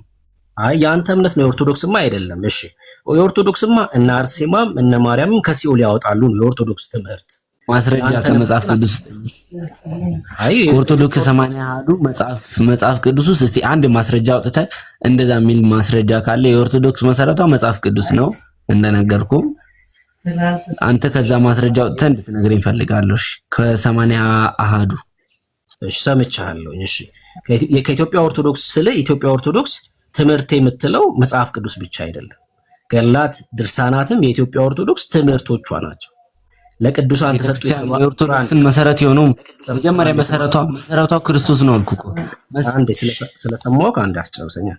የኢትዮጵያ ኦርቶዶክስ መሰረቶቿ መጽሐፍ ቅዱስ አይደለም። መጽሐፍ ቅዱስ ብቻ አይደለም። መጽሐፍ ቅዱስ እሺ፣ ከዛ ገድላት፣ ድርሳናት፣ ስንክሳር ጨምሮ የኢትዮጵያ ኦርቶዶክስ መሰረት ናቸው። እነዚህ መጽሐፍቶችማ ባይኖሩ የኢትዮጵያ ኦርቶዶክስ አሁን ያላትን መልክ አትይዝም ነበር። ሌላ መልክ ነበር የሚኖራት። በገድላት በድርሳናቶቿ ላይ ይሄን ጽፋለች። እንደዚህ አለ መሰለህ። አንዴ እንደዚህ በላይ ምን አለ መሰለህ ብሩክ፣ አንዴ ኢትዮጵያ ኦርቶዶክስ እንደዚህ ብላ የጻፈቻቸው ገድላትና ድርሳናት ላይ ትክክል አይደሉም በለኝ። ከዛ ወደ መጽሐፍ ቅዱስ እንወያይ። እናንተ ኢትዮጵያ ኦርቶዶክስ ገድላትና ድርሳናት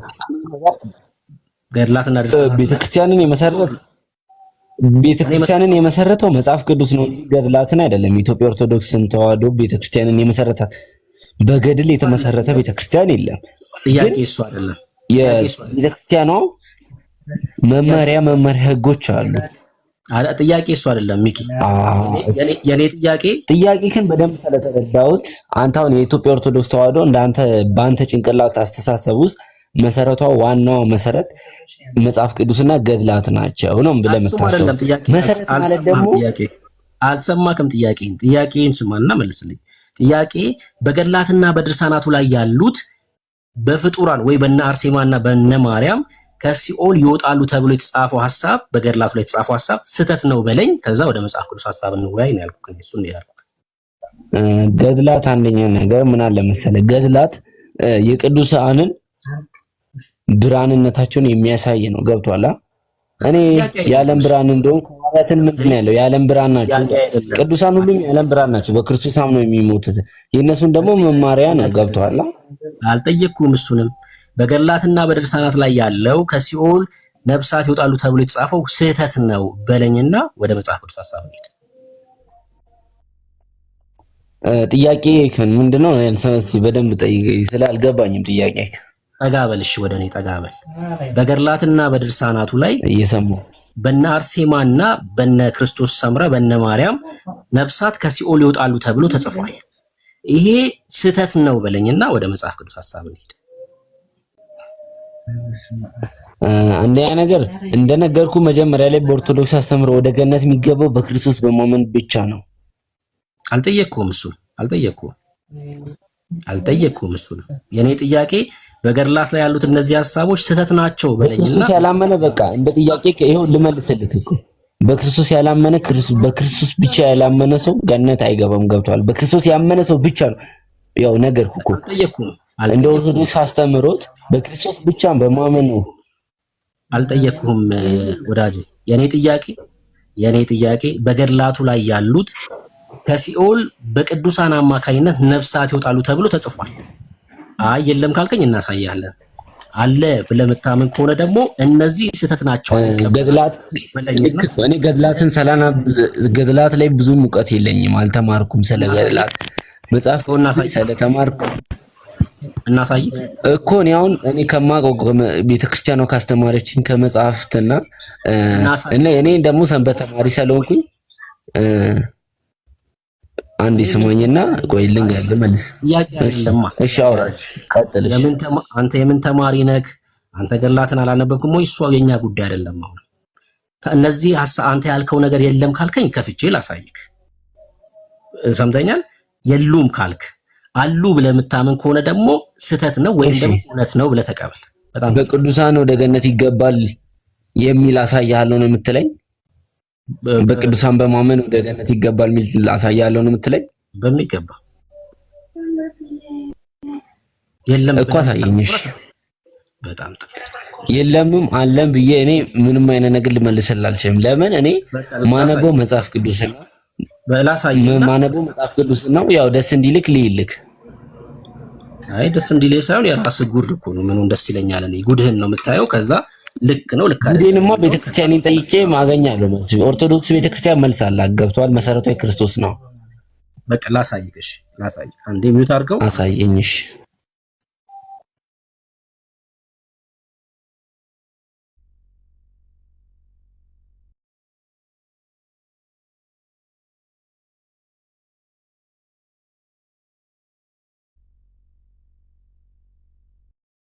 ብሩኬ ግን እያወጣው እያለ ምንም እኮ ቢገቡም እኮ ሲኦል እኮ ቢገቡ ታውቃለህ መውጣት ይችላሉ። ሁለቱም ላይ እንደፈለጋቸው ነው የሚዘዋወሩት። ኤርሚ ስልክ አሁን እንደ ጥያቄ አንድ ጥያቄ አለኝና አሁን እሱ እንደሚለው ማለት ነው አንድ ወደ ሲኦል የገባ ነፍስ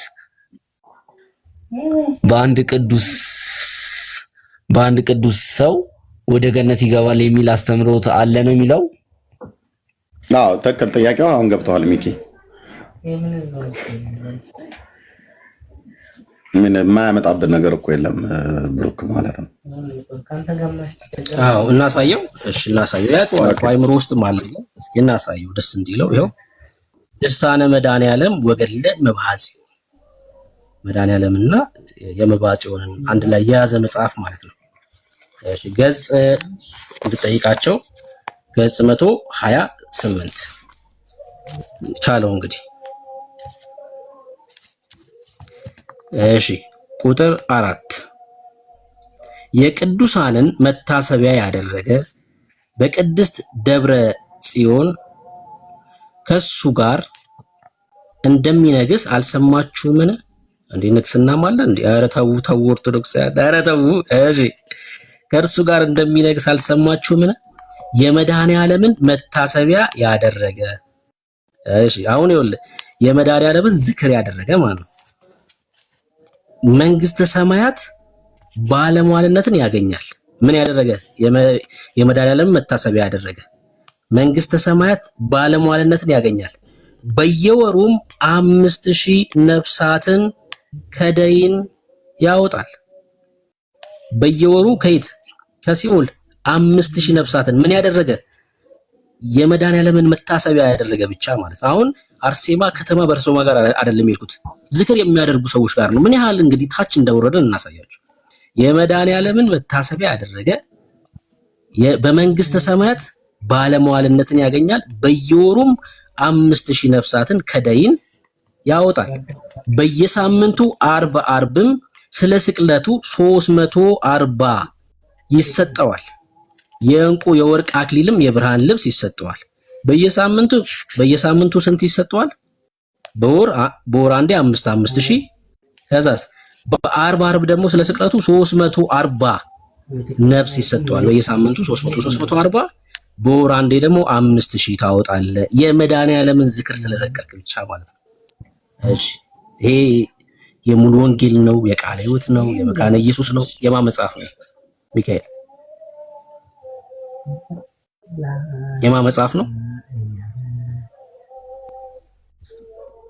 ጽዋ ማህበር እኮ የጠጡ እያለ ነው። ቆይ ጽዋ ማህበር እኮ የጠጡ እኮ እያለ ነው። አሁን ወይዘሮ አጸደ ማርያም የሚባሉ ሴትዮ የመድኃኔዓለም ኤርሚዬ ብዙ ይቆራረጣል። አሁን አልተሰማም ሚኪ?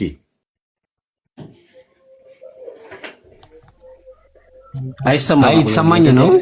ያንተ በደንብ ይሰማል። የሱ ግን የሱ ይቆራረጣል ትንሽ።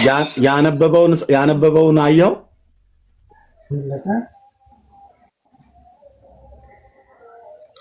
የመድኃኔዓለም መታሰቢያ ያደረገ ግን በመንግስተ ሰማያት ባለሟልነትን ያገኛል። በየወሩም 5000 ነፍሳትን ከደይን ያወጣል። በየሳምንቱም አርብም ስለ ስቅለት 340 ይሰጠዋል። የእንቁም የወርቅ አክሊል የብርሃንን ልብስ ይሰጠዋል። ምን አልክ ታዲያ? ይሰጠዋል 5000 ነፍስ ያወጣል ይላል እንግዲህ መጽሐፍ። ጽዋ ማህበር የሚጠጣ 5000 ነፍስ ያወጣል። አሁን አንተ የመድኃኔዓለምን ጽዋ ከምትጠጣ ከሆነ ስትሄድ 5000 ነፍስ ታወጣለህ።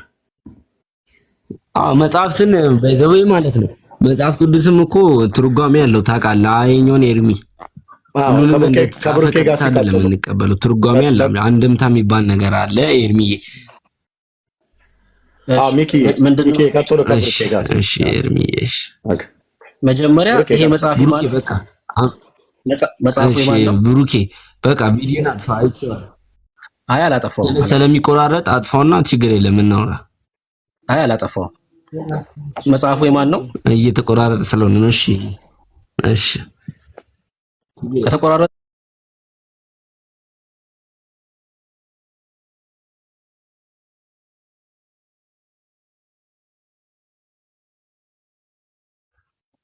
አይ ይሄ የሙሉ ወንጌል ነው፣ የቃለ ሕይወት ነው፣ የመካነ ኢየሱስ ነው፣ የሙስሊሞች ነው፣ የማን ነው ይሄ መጽሐፍ?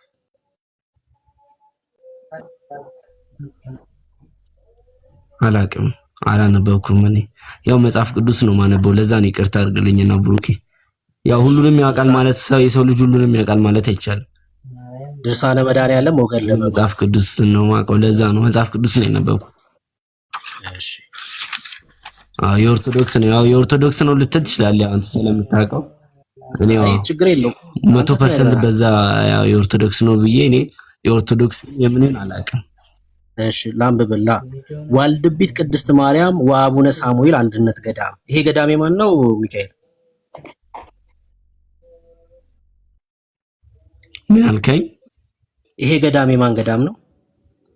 የማይ ሙስሊሞች ነው መሆን ያለበት።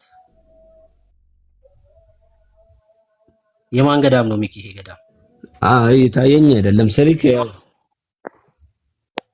አይታይም እኮ የትኛው ገዳም? እሺ ዋልድባ ቅድስት ማርያም ወአቡነ ሳሙኤል አንድነት ገዳም የኦርቶዶክስ ተዋሕዶ ነው። ያው ከርቀት መስቀሉን ሲያይ የኦርቶዶክስ ነው። የኦርቶዶክስ ይሄ መጽሐፍ የኦርቶዶክስ መጽሐፍ ነው ማለት ነው። የኦርቶዶክስ ተዋሕዶ ነው። እሺ ይሄን ሐሳብ ተስማማበታለህ ወይስ አትስማማም? ትክክል ነው ወይስ ትክክል አይደለም? ያው ትርጓሜም ካሳየኝ ትርጓሜው በራስህ ትርጉም እንዳትመጣብኝ ነው ያሉት። ያው መጽሐፍ ቅዱስም ያው አንድምታ ትርጓሜ ይባላል። እኔ መተርጉም ቤተክርስቲያን ነው የምተረጉመው። ትርጓሜው ካለ አጠገብክ ከነ ትርጓሜው ሲጀምር ገድላትና ድርሳናት ትርጓሜ የላቸውም። ሲጀምር ማለት ከጀምሩ ገድልና ድርሳን ትርጓሜ የሚባል ነገር የለውም። አይ እኔ ተረጉመዋለሁ። አንተ እኮ ትርጉም ካለው ካልክ አንተ ነህ ማምጣት ያለብህ። ማስረጃችን ምንድነው? አንተ ነህ ትርጉም አለው ካልክ ማምጣት ያለብህ። ገድልና ድርሳን ትርጉም አለው ካልክ አለ ያለ ሰውዬ ነው ትርጉሙን ማምጣት ያለበት። ገድልና ድርሳን በኢትዮጵያ ኦርቶዶክስ ምንም ትርጉም የለውም። እሺ ይሄ ሐሳብ ልክ ነው ወይስ ልክ አይደለም ሚካኤል? መጀመሪያ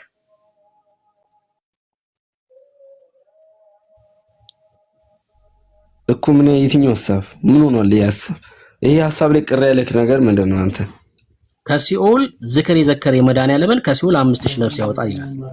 ቅድም እንደዚህ አይነት ሐሳብ አላቅም ስላልከኝ ያሳየውክ መድኃኒዓለም ማን ነው? እሺ አይ ጥያቄ መልስልኝ። ትልክ ያው እናንተ ጋር መድኃኒዓለም ማን ነው ለእናንተ? እሱ አይደለም ጥያቄው፣ እሱ አይደለም 5000 ነፍስ ያወጣል። እሱን ታውቃለህ? መድኃኒዓለም ጎበዝ ጥያቄ ይመልስ። 5000 ነፍስ ያወጣል። እሱንም አይ እሱን ካወቅክ ብዬ በዚያውም ልንገር ብዬ ነው። መድኃኒዓለም ማለት ኢየሱስ ማለት ነው። ወደ ጥያቄ ስንገባ ደግሞ የጻድቅ መታሰቢያ የሚያደርግ ለበረከት ነው ይላል። ያ በረከት ምንድነው? መጽሐፍ ቅዱስ ላይ እንደዛ ሚላ አለ። ጥያቄ እሱ አይደለም። ከሲኦል የዘከረ 5000 ያወጣል ይላል። ትክክል ነው ወይስ አይደለም? በእሱን መልስልኝ መጀመሪያ።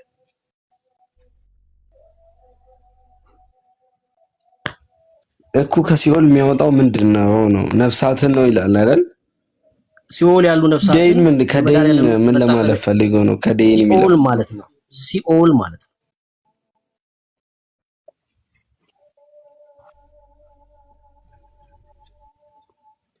ትክክል ነው ወይስ ትክክል አይደለም?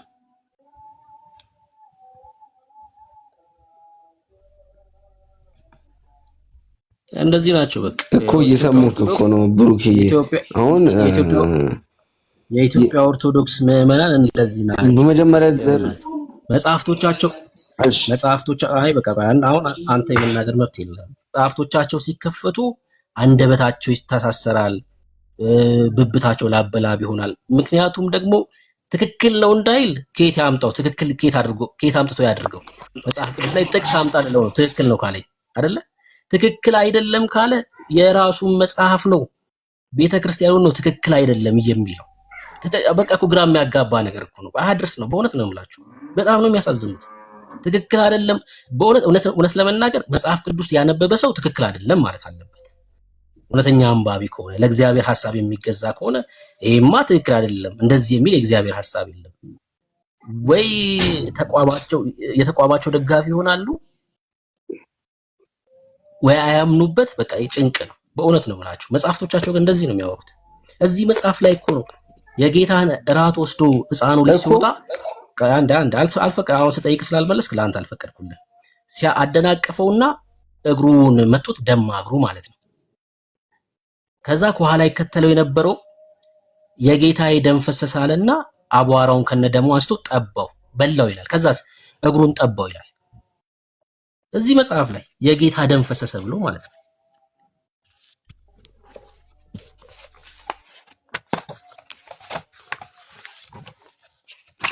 ገጽ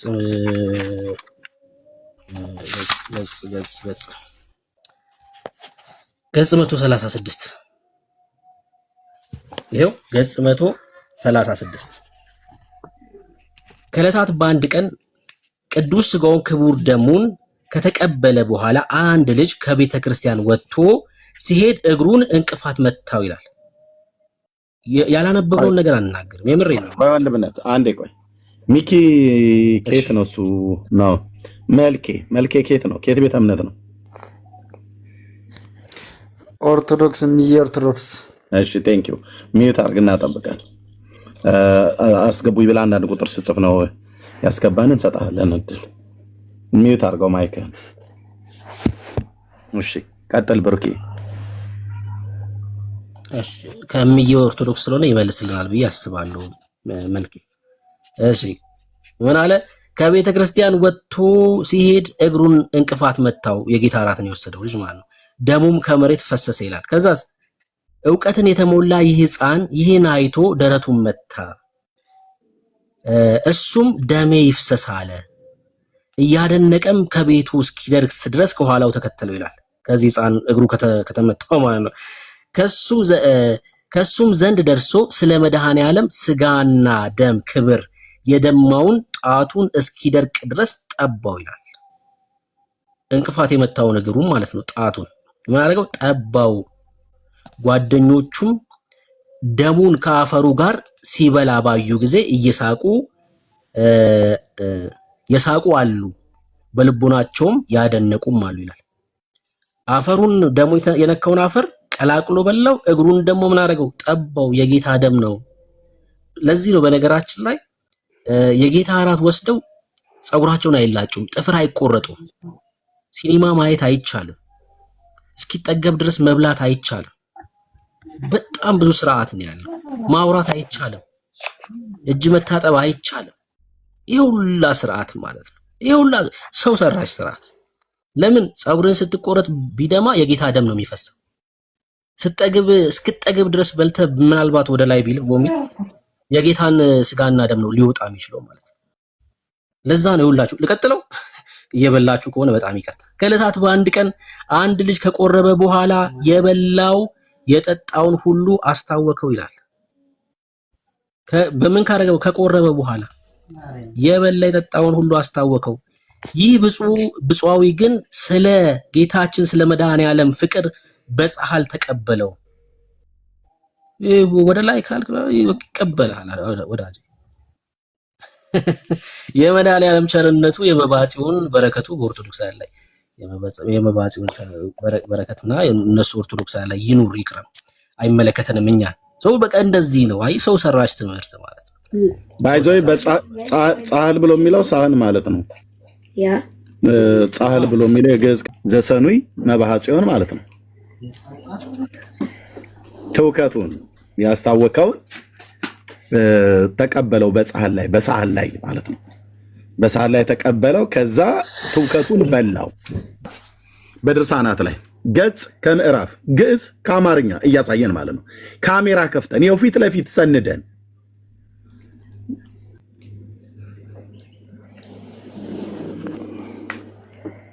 የት ነው የወጣችሁት? ቱሩ ቱሩ እያላችሁ ሚካኤል ደህና አደሩ እንኳን አይባልም እንዴ? በሙሉ በቃ ደም ይጠባል፣ ትውከት ይበላል። በኦርቶዶክስ ያው ቤተክርስቲያን ይሄው መጽሐፏ በጻሕል ተቀብሎ በላው ይላሉ። ከዛ አተላ ይጠጣል። ተቅማጥ ፍቱን ነው ለዘላለም ድህነት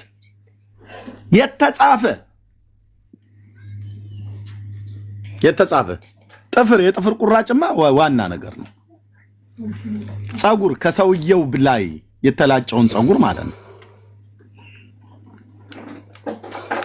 ጸጉሩን ብቻ ፈልገህ ማረጋገጥ አለብህ።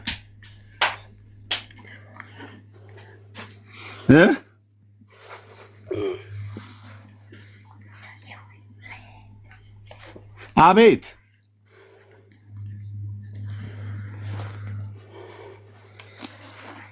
አሁን እንግዲህ ወደ የጎሬው የተጠጋ እሺ፣ ከየት ቤተ እምነት ነው ወንድማችን?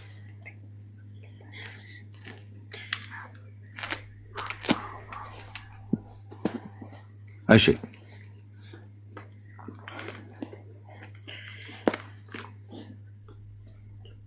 ጣፉ ማለት ነው። ይኸው አሁን የማን ነው ጥፋቱ? የብሩክ ነው። ለምን ካሜራ ፊት ለፊት አምጥቶ መጽሐፉን አነበበው? ታዲያ የብሩክ ጥፋቱ ምኑ ነው? አታንብብ ተብሎ ነበር። አየህ፣ ማንበቡ ነው ጥፋቱ። የኤርሚያስ ጥፋቱ ምንድነው? ማንበቡ። አን መመከር ካለባቸው ኤርሚያስ የሚሆን ማንም ብሩክም እባካችሁ የኛን መጽሐፍ እያነበባችሁ ለህዝብ አታስጡብን። እኛ እኮ ህዝባችንን በቃ ዝም ብላችሁ ጠዋት ጠዋት አንብቡት ብለናቸዋል። ቢገባቸውም ባይገባቸውም ማለት ነው። ቆይ ላሰማ እና ግባ። እኔ የምትገቡ ሰዎች ካላችሁ ነው ግቡ። ምንድነው ለምን ተሳድቦ ለመውጣት ነው? መቼም መልስ ለዚህ መልስ ካለ አይደል? እሺ ዮቶር እንዴት ነህ? እግዚአብሔር ይመስገን። እንዴት ነህ? ደህና ነኝ። ከየት ቤተ እምነት ነው ወንድማችን? ከኦርቶዶክስ። እሺ እንኳን ደህና መጣ። እንኳን ደህና ቆየህ። ኦኬ ቅድም እኮ አስገብቼ ነበረ ስትወጣ ከምን አፈናጥረው እንዳስወጣኝ አላውቅም። እሺ እየተወራ ያለው ነገር ሰምተዋል አይደል? ሰምቼዋለሁ። ምን ትላለህ? በገድላት ድርሳናት ላይ በገድላት ድርሳናት ላይ እንቀበላለን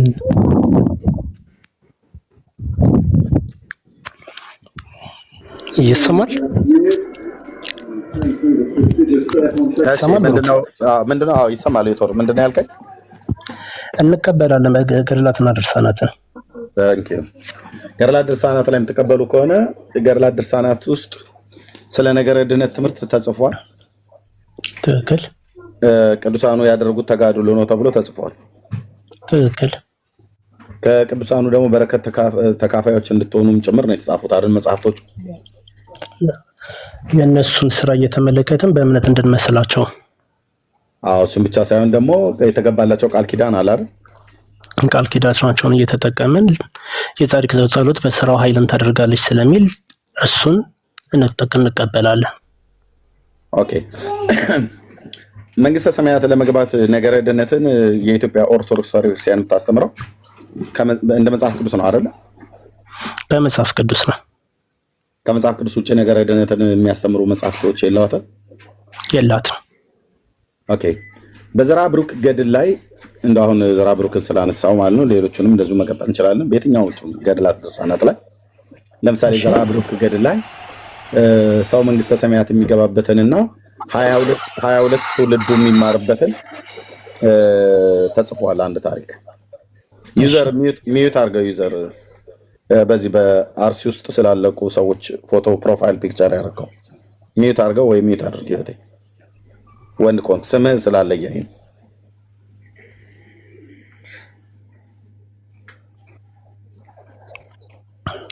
እሺ ወንድማችን ታች አስወርጃለሁ።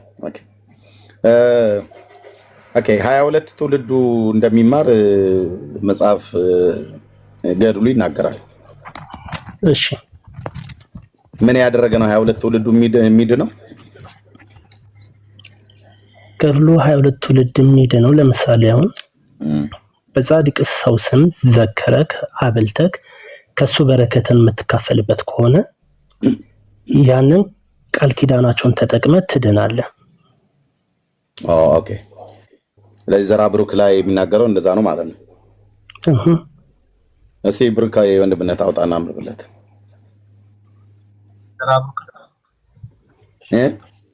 ላምጣው።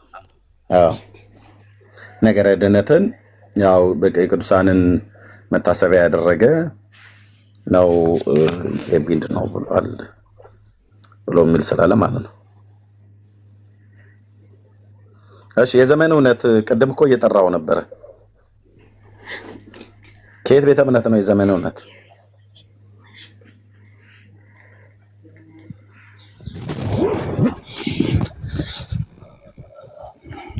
የዘመን እውነት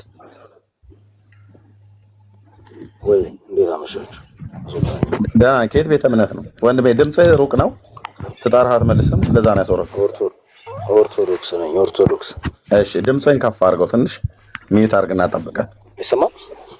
ይሰማል፣ ግን ትንሽ ከፍ አድርገው፣ ግን ጠብቀን ሚዩት አድርገን። የቶር ጋር ስለጀመረ ከዛ ወደ አንተ እንመጣለን። እሺ የቶር እያየኸው ነው? እያየሁት ነው። ኦኬ ያው አሁን እስኪ ሰው የዘላለምን ሕይወት 22 ትውልዱ የሚማረው ምን ያደረገ ነው ብሎ ይላል። ብሩኬ ያንብብለት። ምዕራፍ 22 23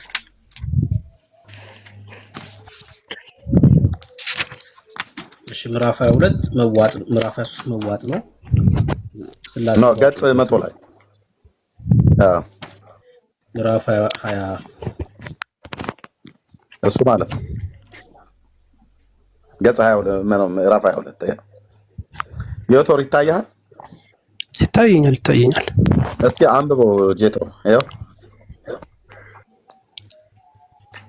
ዳግመኛ እግዚአብሔር ለወዳጁ ብፁዕ ቅዱስ አባታችን ዘርዓ ብሩክ ቃል ኪዳን ሰጠው፣ እንዲህም አለው ከልብ ከጥፍር ከራስ ፀጉር ከጺም ከአጽናፍ ቁርጦ ወስዶ በእጅ የያዘ በክንዱም እንደ ማኅተብ ያሰረው በአንገቱ የቋጠረው በወገቡ እንደ ቅናት ቀበቶ አድርጎ የታጠቀው ኃጢአቱ ይሰረይለታል፣ በእግዚአብሔር ፊት ክብሩ ትበዛለች። ወንዶችና ሴቶች ልጆቹ የልጅ ልጆቹም እስከ 22 ትውልድ ድረስ ይድናሉ አለው። ታዲያ ምን ይገርማል? ኦኬ እሺ ምን ያደረገ ነው 22 ትውልዱ ይድናል ብሎ ያለው? ከልብስ ከጥፍር ከራስ ፀጉር ከጺም ከአጽናፍ ቁርጥ ወስዶ ማኅተብ የያዘ በክንዱም እንደ ማኅተብ ያሰረው። ኦኬ የዘርዓ ብሩክን የጥፍር ቁራጭ በእጁ ወይ በአንገቱ እንደ ቀበቶ ወይ ያሰረ ወይ እንደ ማኅተም በአንገቱ ያደረገ አይደል?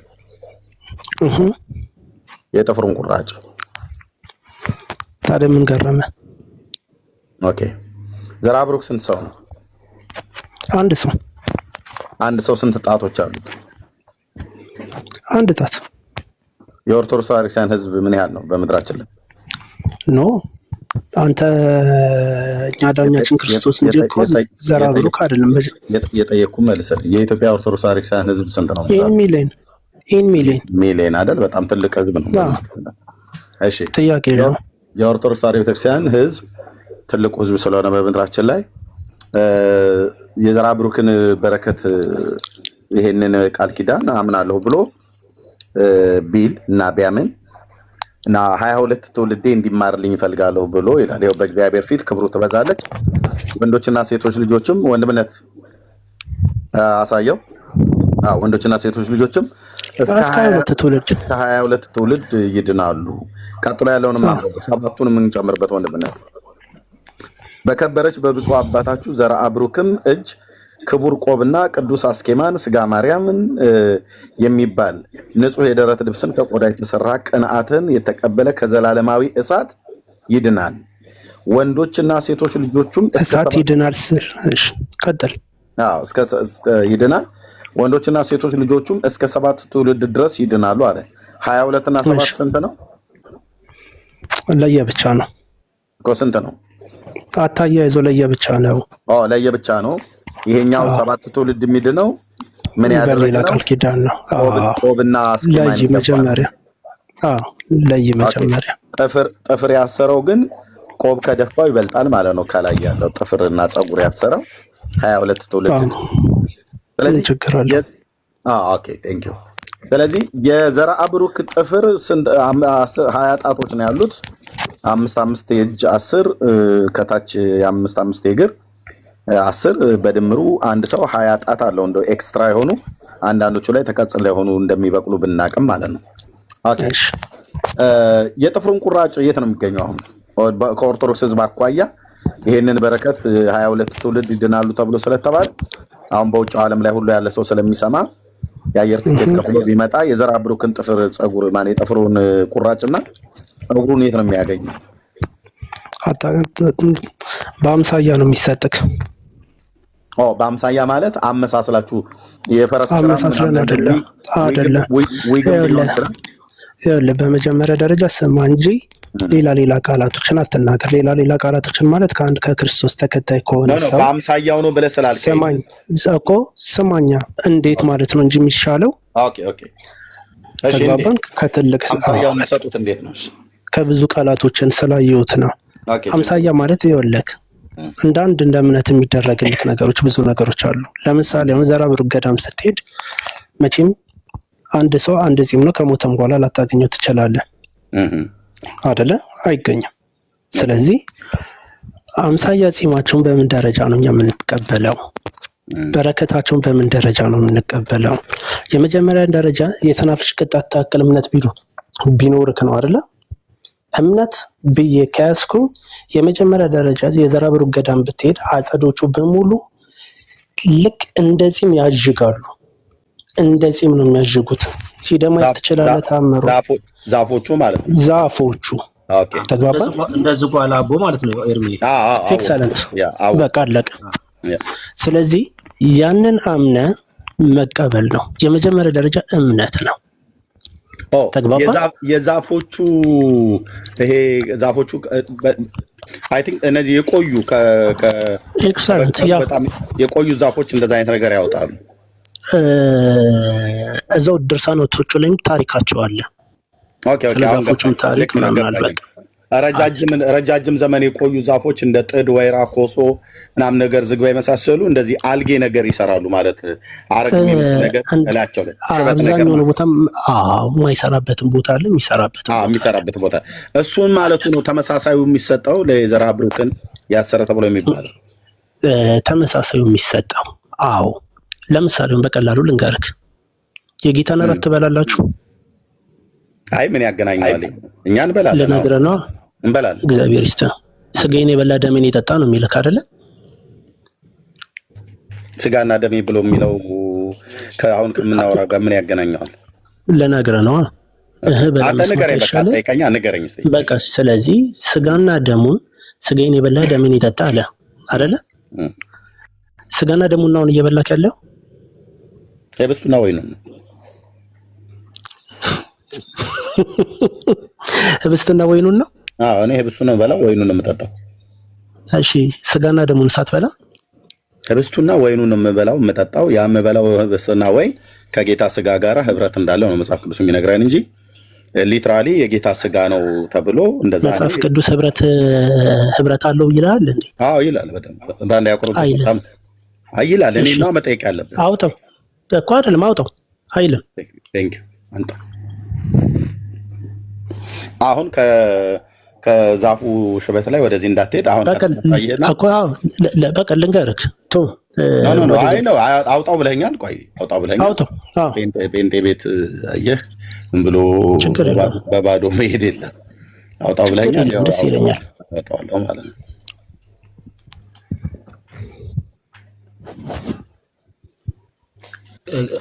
ወደዚህ ሀሳብ እንመለሳለን። ግን እኮ በኢትዮጵያ ኦርቶዶክስ ለምሳሌ እድሜ የጌታ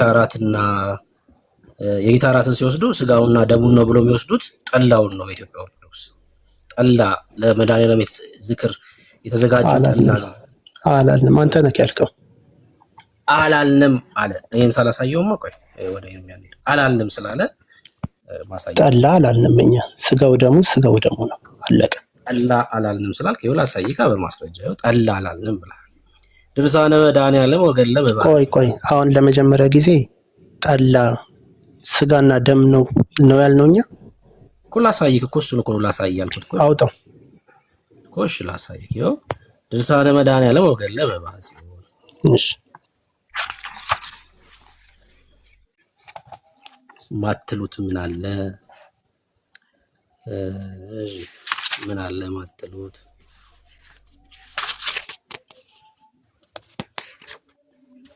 ሁለተኛው ተአምር ወንድምነት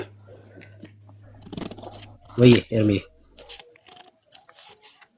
ኦኬ ሌላ ልታሳየው ነው ይሄን ላሳየውና ወደ አንተ እንሄዳለን ላሳየው አንዴ መልካም ይኸው አይ ጠላው የጌታ ደምና ስጋ ነው አንልም ስላለ ይሄን ላሳየው ይኸው ገጽ 108 ሊጡንም ማሳየው ሊጡ ራሱ ክርስቶስ ነው እኮ ብለዋል ቦሃቃውም ማርያም ነች ብለዋል እሱን ሁሉ መታየት አለበት እዛ ከደረስክ ማለት ነው እና ገርገር ሁለተኛው ተአምር እሺ ዳግመኛ እነግራችኋለን ክብር እሺ አንብበው ኤርሚ አንብበው እየተቆራረጠብህ ስለሆነ ነው ወንድምነት አንብበው እሺ ፈቃ አድርገዋ አዎ አንብበው ኖ አንተው ራሱ ካሜራውን ከፈተው ፈቃ ድምጽ ተቆጣው ስለተቆራረጠ ነው ፈቃ አድርገው እሺ ቪዥ ብሏል ወንድምነት ተንቀሳቀሰ መሰለኝ ቪዥ አድርገው አሁን አይታይም ኤርሚ ቪዥ ብሏል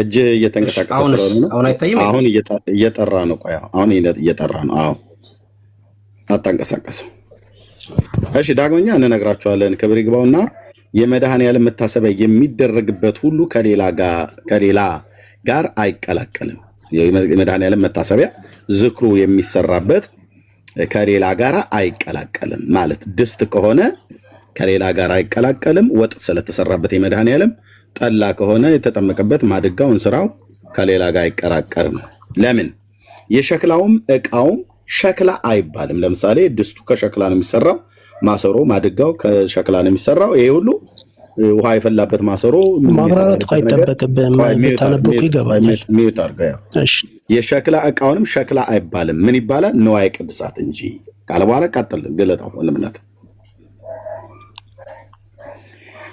ኦኬ እንጀራውም እንደ ቅዱስ ስጋው ጠላውም እንደ ክቡር ደሙ ነው ጠላው ምንድነው ክቡር ደሙ ነው እንጀራውም እንደ ቅዱስ ስጋው ነው ጠላውም እንደ ክቡር ደሙ ነው ዕቃውም በእመቤታችን ይመሰላል በውስጡም የተቦካው ሊጡ ማለት ነው ክብር ይግባውና መድኃኒዓለምን ይመስላል ሊጡ መድኃኒዓለም ነው ኦኬ የተቦካበት ዕቃ ደግሞ ቦሃቃዋ ማርያም ነች ኦርቶዶክስ ማለት ነው ኦኬ ቁጥር 4 የመድኃኒዓለም ቆይ ለኔመቼ እንደ ማንበቤን መቼ ጨረስኩና ልጨርሰው አዩቶሪ እሺ ቀጥል ቴንክ ዩ ችግር የለው ይሄንን ቦሃቃማ እንደፈዋለን ስልህ በመድኃኒዓለም ኦኬ የቦሃቃው ጉዳይ ማለቅ አለበት ሊጡ ኢየሱስ ክርስቶስ ነው ቦሃቃዋ ማርያም ነች ማርያምን ቦሃቃ እያሉ ነው የሚጠሩት ይወልበበሩ እሺ ካለ በኋላ ቁጥር 4 የመድኃኒዓለም መታሰቢያ የሚደረግበት ዕቃ ክብሩ እንደዚህ ከሆነ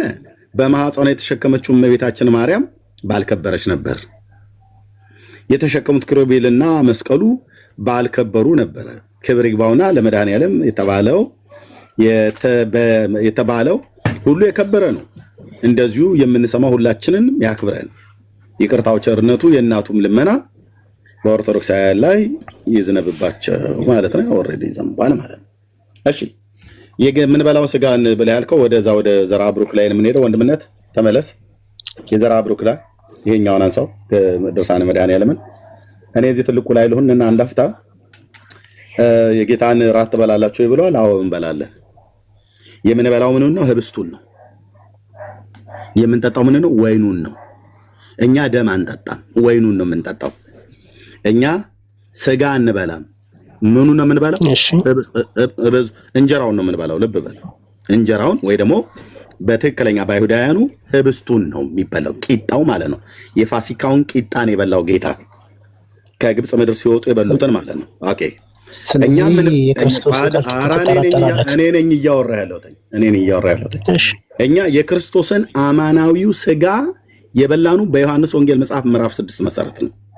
የዮሐንስ ወንጌል መጽሐፍ ምዕራፍ 6 ላይ አማናዊውን ስጋ እንዴት ነው የበላኑ?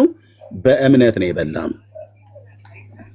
ኦኬ፣ አማናዊው ስጋ በእምነት ነው የበላኑ። በየት?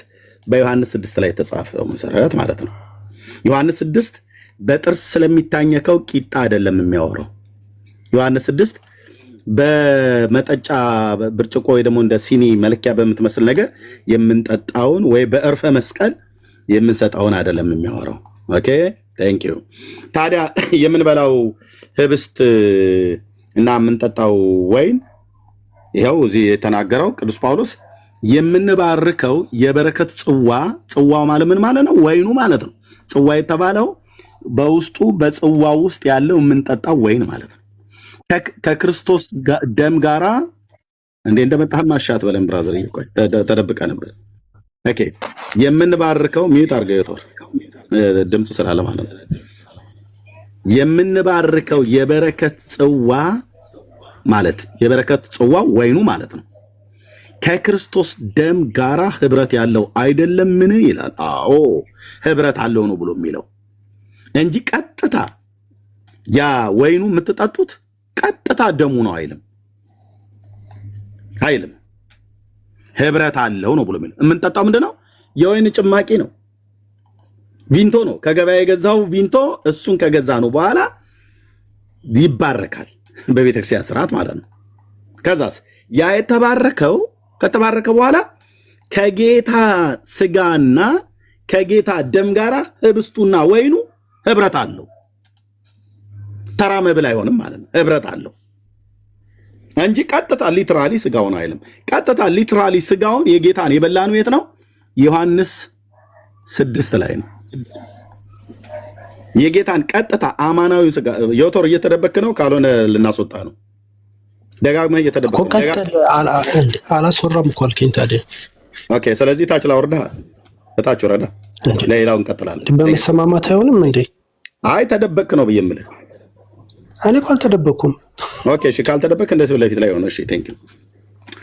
ቀጥታ የጌታን አማናዊ ማለት እውነተኛውን ስጋ ጴንጤዎች የበላነው ይሄንን ጽዋ ስትበላና ይሄን ጽዋ ቂጣውን ስትበላ አይደለም የጌታን እውነተኛ ስጋ የምትበላው።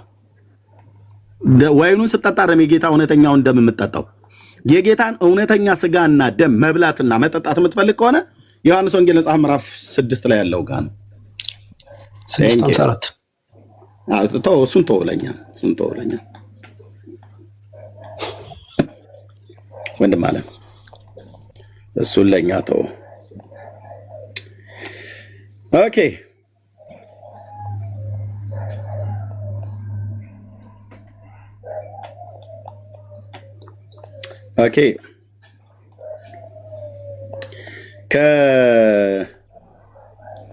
የጌታን እውነተኛ ስጋ መብላት ትፈልጋላችሁ?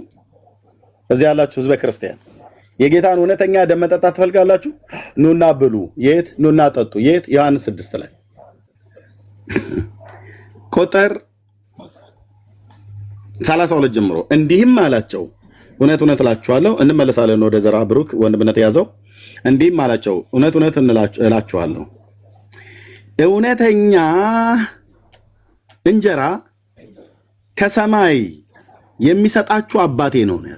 ከሰማይ ነው እውነተኛ እንጀራ የሚሰጣችሁ አባቴ ነው ያለው። እውነተኛው እንጀራ ከየት ነው? ከሰማይ ነው። ሰጪውም አባቴ ነው ያለው። ከዛስ እንጂ ከሰማይ እንጀራ የሰጣችሁ ሙሴ አይደለም ካለ በኋላ እዛ የምድረ በዳውን ታሪክ እያነሱበት ማለት ነው። ጌታን ሲጠይቁት የእግዚአብሔርም እንጀራ ከሰማይ የሚወርድ ለዓለምም ሕይወት የሚሰጥ ነው።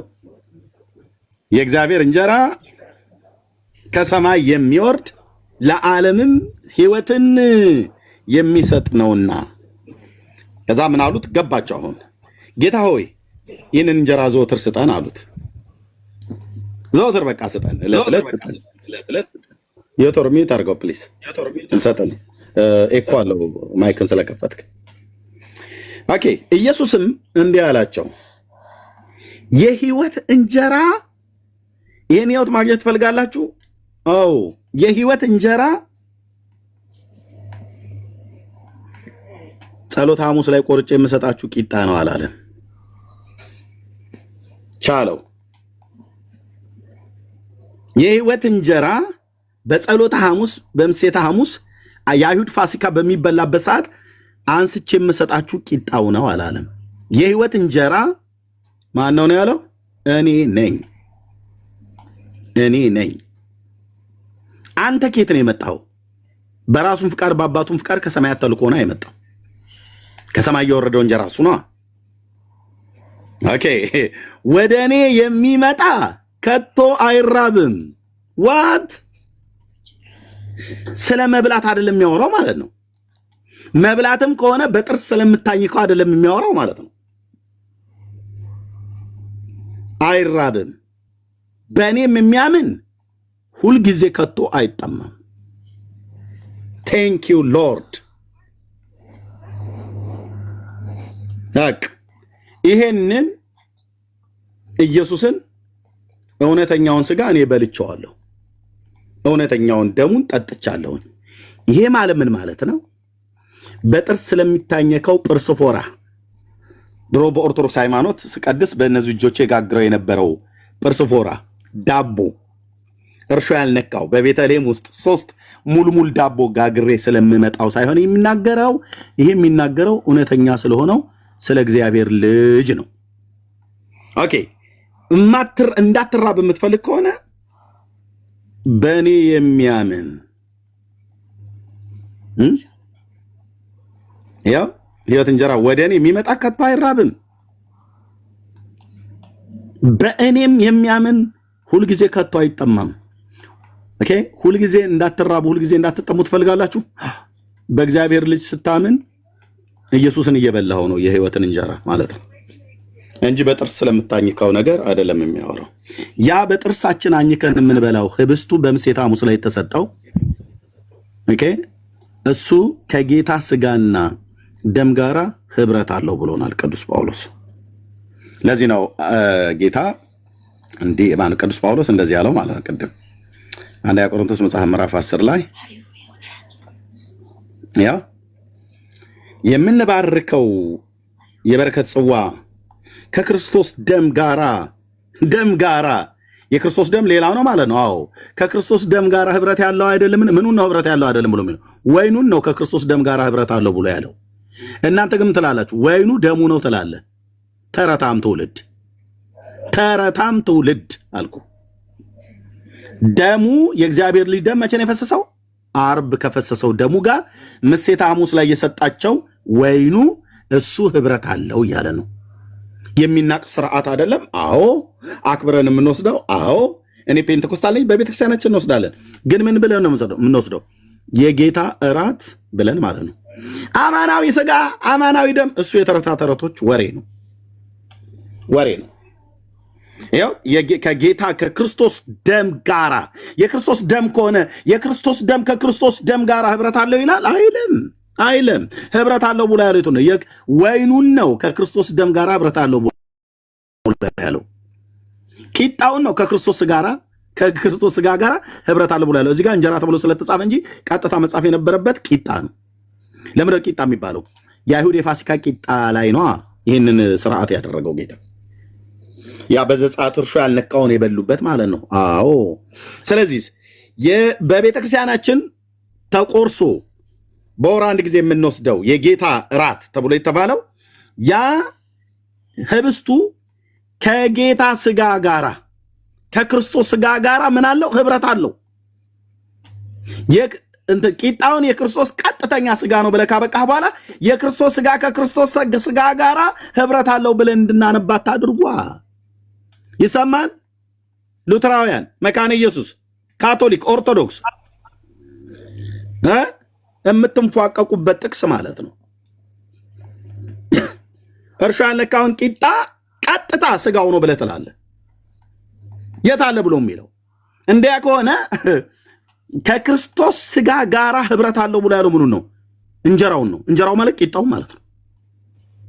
ህብረት አለው። ኦኬ፣ የወተርታችሁ ረድ 18 ጊዜ ማይክ እየከፈትክ ስለሆነ አንተን እንደ ዝንጀሮ አልጠብቅም። ቴንክ ልታስወራኝ አልቻልክም። በቤቴ አንተን ልጠብቅ እንደ ዝንጀሮ ይመስል እሰጥሃለሁ ብያልኩ ምንም አልሰማኝም። እታች ረድ። ስለዚህ ወይኑ ከክርስቶስ ደም ጋር ህብረት አለው። ልብ በሉ። አሁን እነሱ እንደሚሉት ወይኑ ቀጥታ የክርስቶስ ደም ነው ብለው አሉ አይደል? እነማን ናቸው ያሉት? እነዚሁ የህፃናት አጥማቂያን የሚባሉ አብያተ ክርስቲያናት ማለት ነው። ኦኬ፣ ቀጥታ ወይኑ ማለት ቀጥታ ደሙ ነው አሉ አይደል? ኦኬ ነው። አዎ ደሙ ነው። እሺ፣ እና አንብበዋ የምንባርከው አንተ የምትባርከው የክርስቶስ ደም የለም ሲጀምር።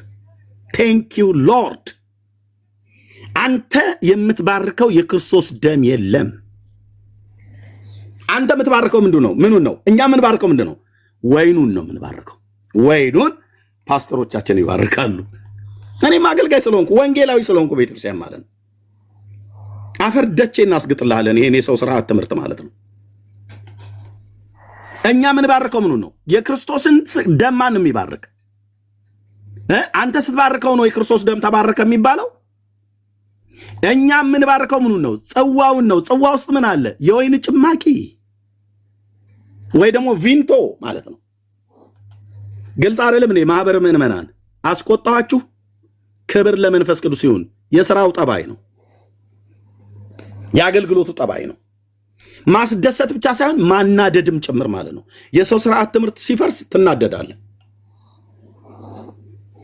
አንተ የምትባርከው የክርስቶስ ደም የለም። ፓስተር የሚባርከው የክርስቶስ ደም የለም። ቄስ የሚባርከው ጳጳስ የሚባርከው የክርስቶስ ደም የለም። ጳጳሱም ቄሱም ፓስተሩም የሚባርከው ምንድን ነው? ጽዋውን ነው። ጽዋ ውስጥ ምን አለ? ወይኑ ማለት ነው። እና ያ የምንባርከው ወይን ከክርስቶስ ደም ቀራንዮ ላይ ከፈሰሰው ከእግዚአብሔር ልጅ ደም ጋር ህብረት አለው ይላል። አለቀ። እንዴት አይነት የተባረከ ሐዋርያ ነው! ስለዚህ ዳር ያዙ። መካነ ኢየሱስ፣ ሉተራውያን፣ ኦርቶዶክስ፣ ካቶሊክ ዳር ያዝ ስንልህ ዳር ያዝ። እሺ እነሱ እንደሚሉት እስኪ እንበል። የምንባርከው የክርስቶስ ደም ከክርስቶስ ደም ጋር ህብረት አለው። እንዲህ ሴንስ ያደርጋሉ ወንድሞች ናቶች። የምንባርከው የክርስቶስ ደም ከክርስቶስ ደም ጋር ህብረት ያለው አይደለምን? ይነበባል? እንደዚህ አይነበብም። አይነበብም። ቢነበብ ሴንስ ይሰጣል? አይሰጥም። አቤት ጳውሎስ ነገሩን ብልሽት አድርገው ትሄድ። ለሃይማኖተኞች ራስ ምታት ማለት ነው። ሉተር የሚባለው ይሄ ጀርመናዊው ሰውዬ እየተንፏቀቀ ከካቶሊክ ቤተክርስቲያን ይዞት የወጣው ኮተት ነው። ወይኑ ቀጥታ ደሙ ነው ብሎ የሚለው ማለት ነው። ዳርያስ ኮተታም ትውልድ ዳርያስ አንብበን ያለ ሉተር አንብበን መጽሐፍ ቅዱስን የማንረዳ ሰዎች አይደለን። በደንብ የሚገባን አማርኛው። የምንባርከው ምኑ ነው? ጽዋውን ነው። ጽዋ ምንድን ነው? መጠጫ ማለት ነው። እዛ ወይን ውስጥ በዛ በመጠጫው ጽዋ ውስጥ ምን አለ? ወይኑ አለ ማለት ነው። እሱ ነው የምትባርከው። ካህናቱ ወይ ደግሞ ፓስተሮቹ የሚባርኩት ጽዋ ውስጥ ያለውን የወይን ጭማቂ ነው፣ ወይ ደግሞ ቪንቶ ማለት ነው። ያ ፓስተሮቻችን የሚባርኩት ከክርስቶስ ደም ቀራንዮ ጋር ከፈሰሰው ከእውነተኛው ደም ጋር ህብረት ያለው አይደለምን ይላል። አዎ ህብረት አለው ነው። የምንቆርሰው ቂጣ ወይ እንጀራ በኢትዮጵያ አማርኛ የተጻፈው ቀራንዮ ላይ ከተቆረሰው ከክርስቶስ ስጋ ጋር ህብረት ያለው አይደለምን? አዎ አለው። አለቅ። ስለዚህ አንድ እንጀራ ስለሆነ እኛ ብዙዎች ስንሆን አንድ ስጋ ነን። ሁላችን ያን አንዱን እንጀራ አንዱን ቂጣ ማለት ነው እንከፋፈላለን። እሳይ ነው። አዎ ምኑን? አንዱን እንጀራ ቂጣው ነው የምትከፋፈለው። የተባረከልህን ቂጣ ትከፋፈላለን፣ እንከፋፈላለን ማለት ነው። አምጥተው ይሰጡናል፣ በትልቅ ክብር እንወስደዋለን ማለት ነው። ቴንክ ዩ ካኑማ ብራዘር ተንፏቀቅ። እንግዲህ አሁን ወር ሙሉ የቤት ስራ እሰጥሃለሁ። ሚስጥራት በሚስጥራቱ ሚስጥራት ዳርያስ ምን የትኛው ሚስጥር ነው አንተ የምታወራው? ኦርቶዶክስ እንዲህ ያለች ነው ህዝቡን አጨናብሳ ገደል የከተተችው። ሚስጥር ብላ ትላለች። ከመገበሪያ ቤት ረቂቅ ማለት ዱቄት ማለት ነው። አቃቢቷ የፈጨችው ዱቄት በመጅ በላ የፈጨችው ማለት ነው። ወንዱ ሚው ሴቱ ዱቄቱን አንድ ቦታ ላይ ይቀመጥልናል። ማየቃ የሚባል አለ። ማይውሃ ማለት ነው። በማይቃ ይቀመጣል። ከዛ ከመገበሪያ ቤት እስቲ አንድ ኦርቶዶክስ ዲያቆን ገብቶ ተሳስተሃል ይበልን ይጋመጡ አይልም። መገበሪያ ቤት አስቀድሞ ስንዴ ይገመለው ከገበሬዎቹ ፈሰስ የሚባል የሚሰጣለ። ከዛ ይመጣና አቃቢቷ ወይ አቃቢው ወንዱ፣ ሴት ከሆነች አቃቢቷ፣ ወንድ ከሆነ አቃቢው ይለቅመዋል በጥንቃቄ። እንክርዳድ፣ ያይጣር፣ አፈር ምናምን ነገር እንዳይኖር በጥንቃቄ ይለቀማል። እየሰማ ነው ኦርቶዶክሳዊ ወንድሜ? አዎ ሚስጥር ብላ ኦርቶዶክስ የምታላዝንበትን ልንገርህ። እነዚህ እጆቼ የጋገሩት ቆንጅዬ ኦርቶዶክስ ቤተክርስቲያን ዲያቆን ነበርኩ። እዛ ይለቀምና እዛ በወፍጮና በመጅ ላ ትፈጨዋለች ወይ ፈጨዋል አቃቢ ወንዱ ከሆነ። ከዛ ያ የተፈጨው ዱቄት ረቂቅ ይባላል። ይቋጠርና ይቀመጣል። እርሾ አይነካውም። ማይ ውሃ ደግሞ አለ በማይቃ ተቀምጦ። ከዛስ ዲያቆኑ ፍሬ ሰሞነኛ የሆነው እንደኔ አይነቱ ይሄድና ከዛ አንስተን እንወስደውና ቀጥታ በአማርኛ ሆኖ የምነግርህ በግዕዝ መደባበቅ የሚባል የለም። ቤተልሔም ሄደን እናቦካዋለን። ምንም እርሾ አይገባበትም። እናቦካዋለን። ወፈር ለድለድ እንዲል አድርገን እናቦካዋለን። እዛ ቆንጅዬ ሳይዙ እንደዚህ የሆነ ሽልጦ ዳቦ የሚመስል አይነት ነገር ሆኖ ከዛ እንጋግረዋለን። 3 ቦታ ላይ አንዳንዴም ክብረ በዓል ካለ እንደ ህዝቡ ብዛት ታይቶ፣ አብዛኛው ግን 3 ነው። እዛ ይጋገራል። መጋገሪያ ምጣድ ነው ያለው። ቀጥታ በአማርኛ ነው የምናገረው። ምጣድ ቤተልሔም ውስጥ ከምጣድ ውጭ ሌላ ነገር የለም። በኦርቶዶክስ ቤተክርስቲያን ከምጣድ ውጭ ሌላ ነገር የለም ቤተልሔም ውስጥ። እና አሁንም በአማርኛ ነው የምናገረው። አክምባሎት አለ ለምጣዱ። እንጋግራለን። ከዛ እንከድነዋለን። እዛ ይበስላል። ከበሰለ በኋላ መሶበ ወርቅ እናመጣለን። በመሶበ ወርቅ ውስጥ እናስቀምጥና በሱት ይሸፍነን ምን ቅድስት ቤተ ክርስቲያን ብላ በሚል እንጀምርላለን ማለት ነው። ከዛ አንቲ ውእቱ መሶበ ወርቅ ንጹሕ ተውስቴታ መናህቡ ህብስት ዘወረደ እምሰማያት ወሀበ ሕይወት ለኩሉ ዓለም እያልን እያዜምን በመሶበ ወርቁ ውስጥ ዳቦን አስቀምጠን ወደ ቅዳሴ እንገባለን። እዛ ቅዳሴ ይቀደሳል። ወስዶ ካህኑ ከመሶበ ወርቁ ከኛ ላይ ተቀብሎ ጻሕሉ ላይ ያስቀምጠዋል። መንበሩ ላይ ትሪ የሚመስል ነገር አለ፣ እዛ ላይ ያስቀምጣል። እዛ ቅዳሴውን ቀድሰን በመካከል ላይ ሀበነ ንበር በዘዚያ ከመንፈስ ቅዱስ ሆናል ወይ ደግሞ የወርድ መንፈስ ቅዱስ በላዕለ ህብስቱ ወወይኑ ይላል። ይሄንን እንግዲህ እስቲ አንድ ቄስ ገብቶ እስቲ አይልም ብሎ ይላል። እናቱ የወለደችው እንዳለ ማለት ነው። ያ የድሮ ተሟጋቼ እናቱ የወለደችው ምናምን ነገር ብሎ እንዳለ እናስ እዛ ሀበነ ንበር በዘዚያ ከመንፈስ ቅዱስ በዝንቱ ጵርስፎራ ሲል ህብስቱ ወደ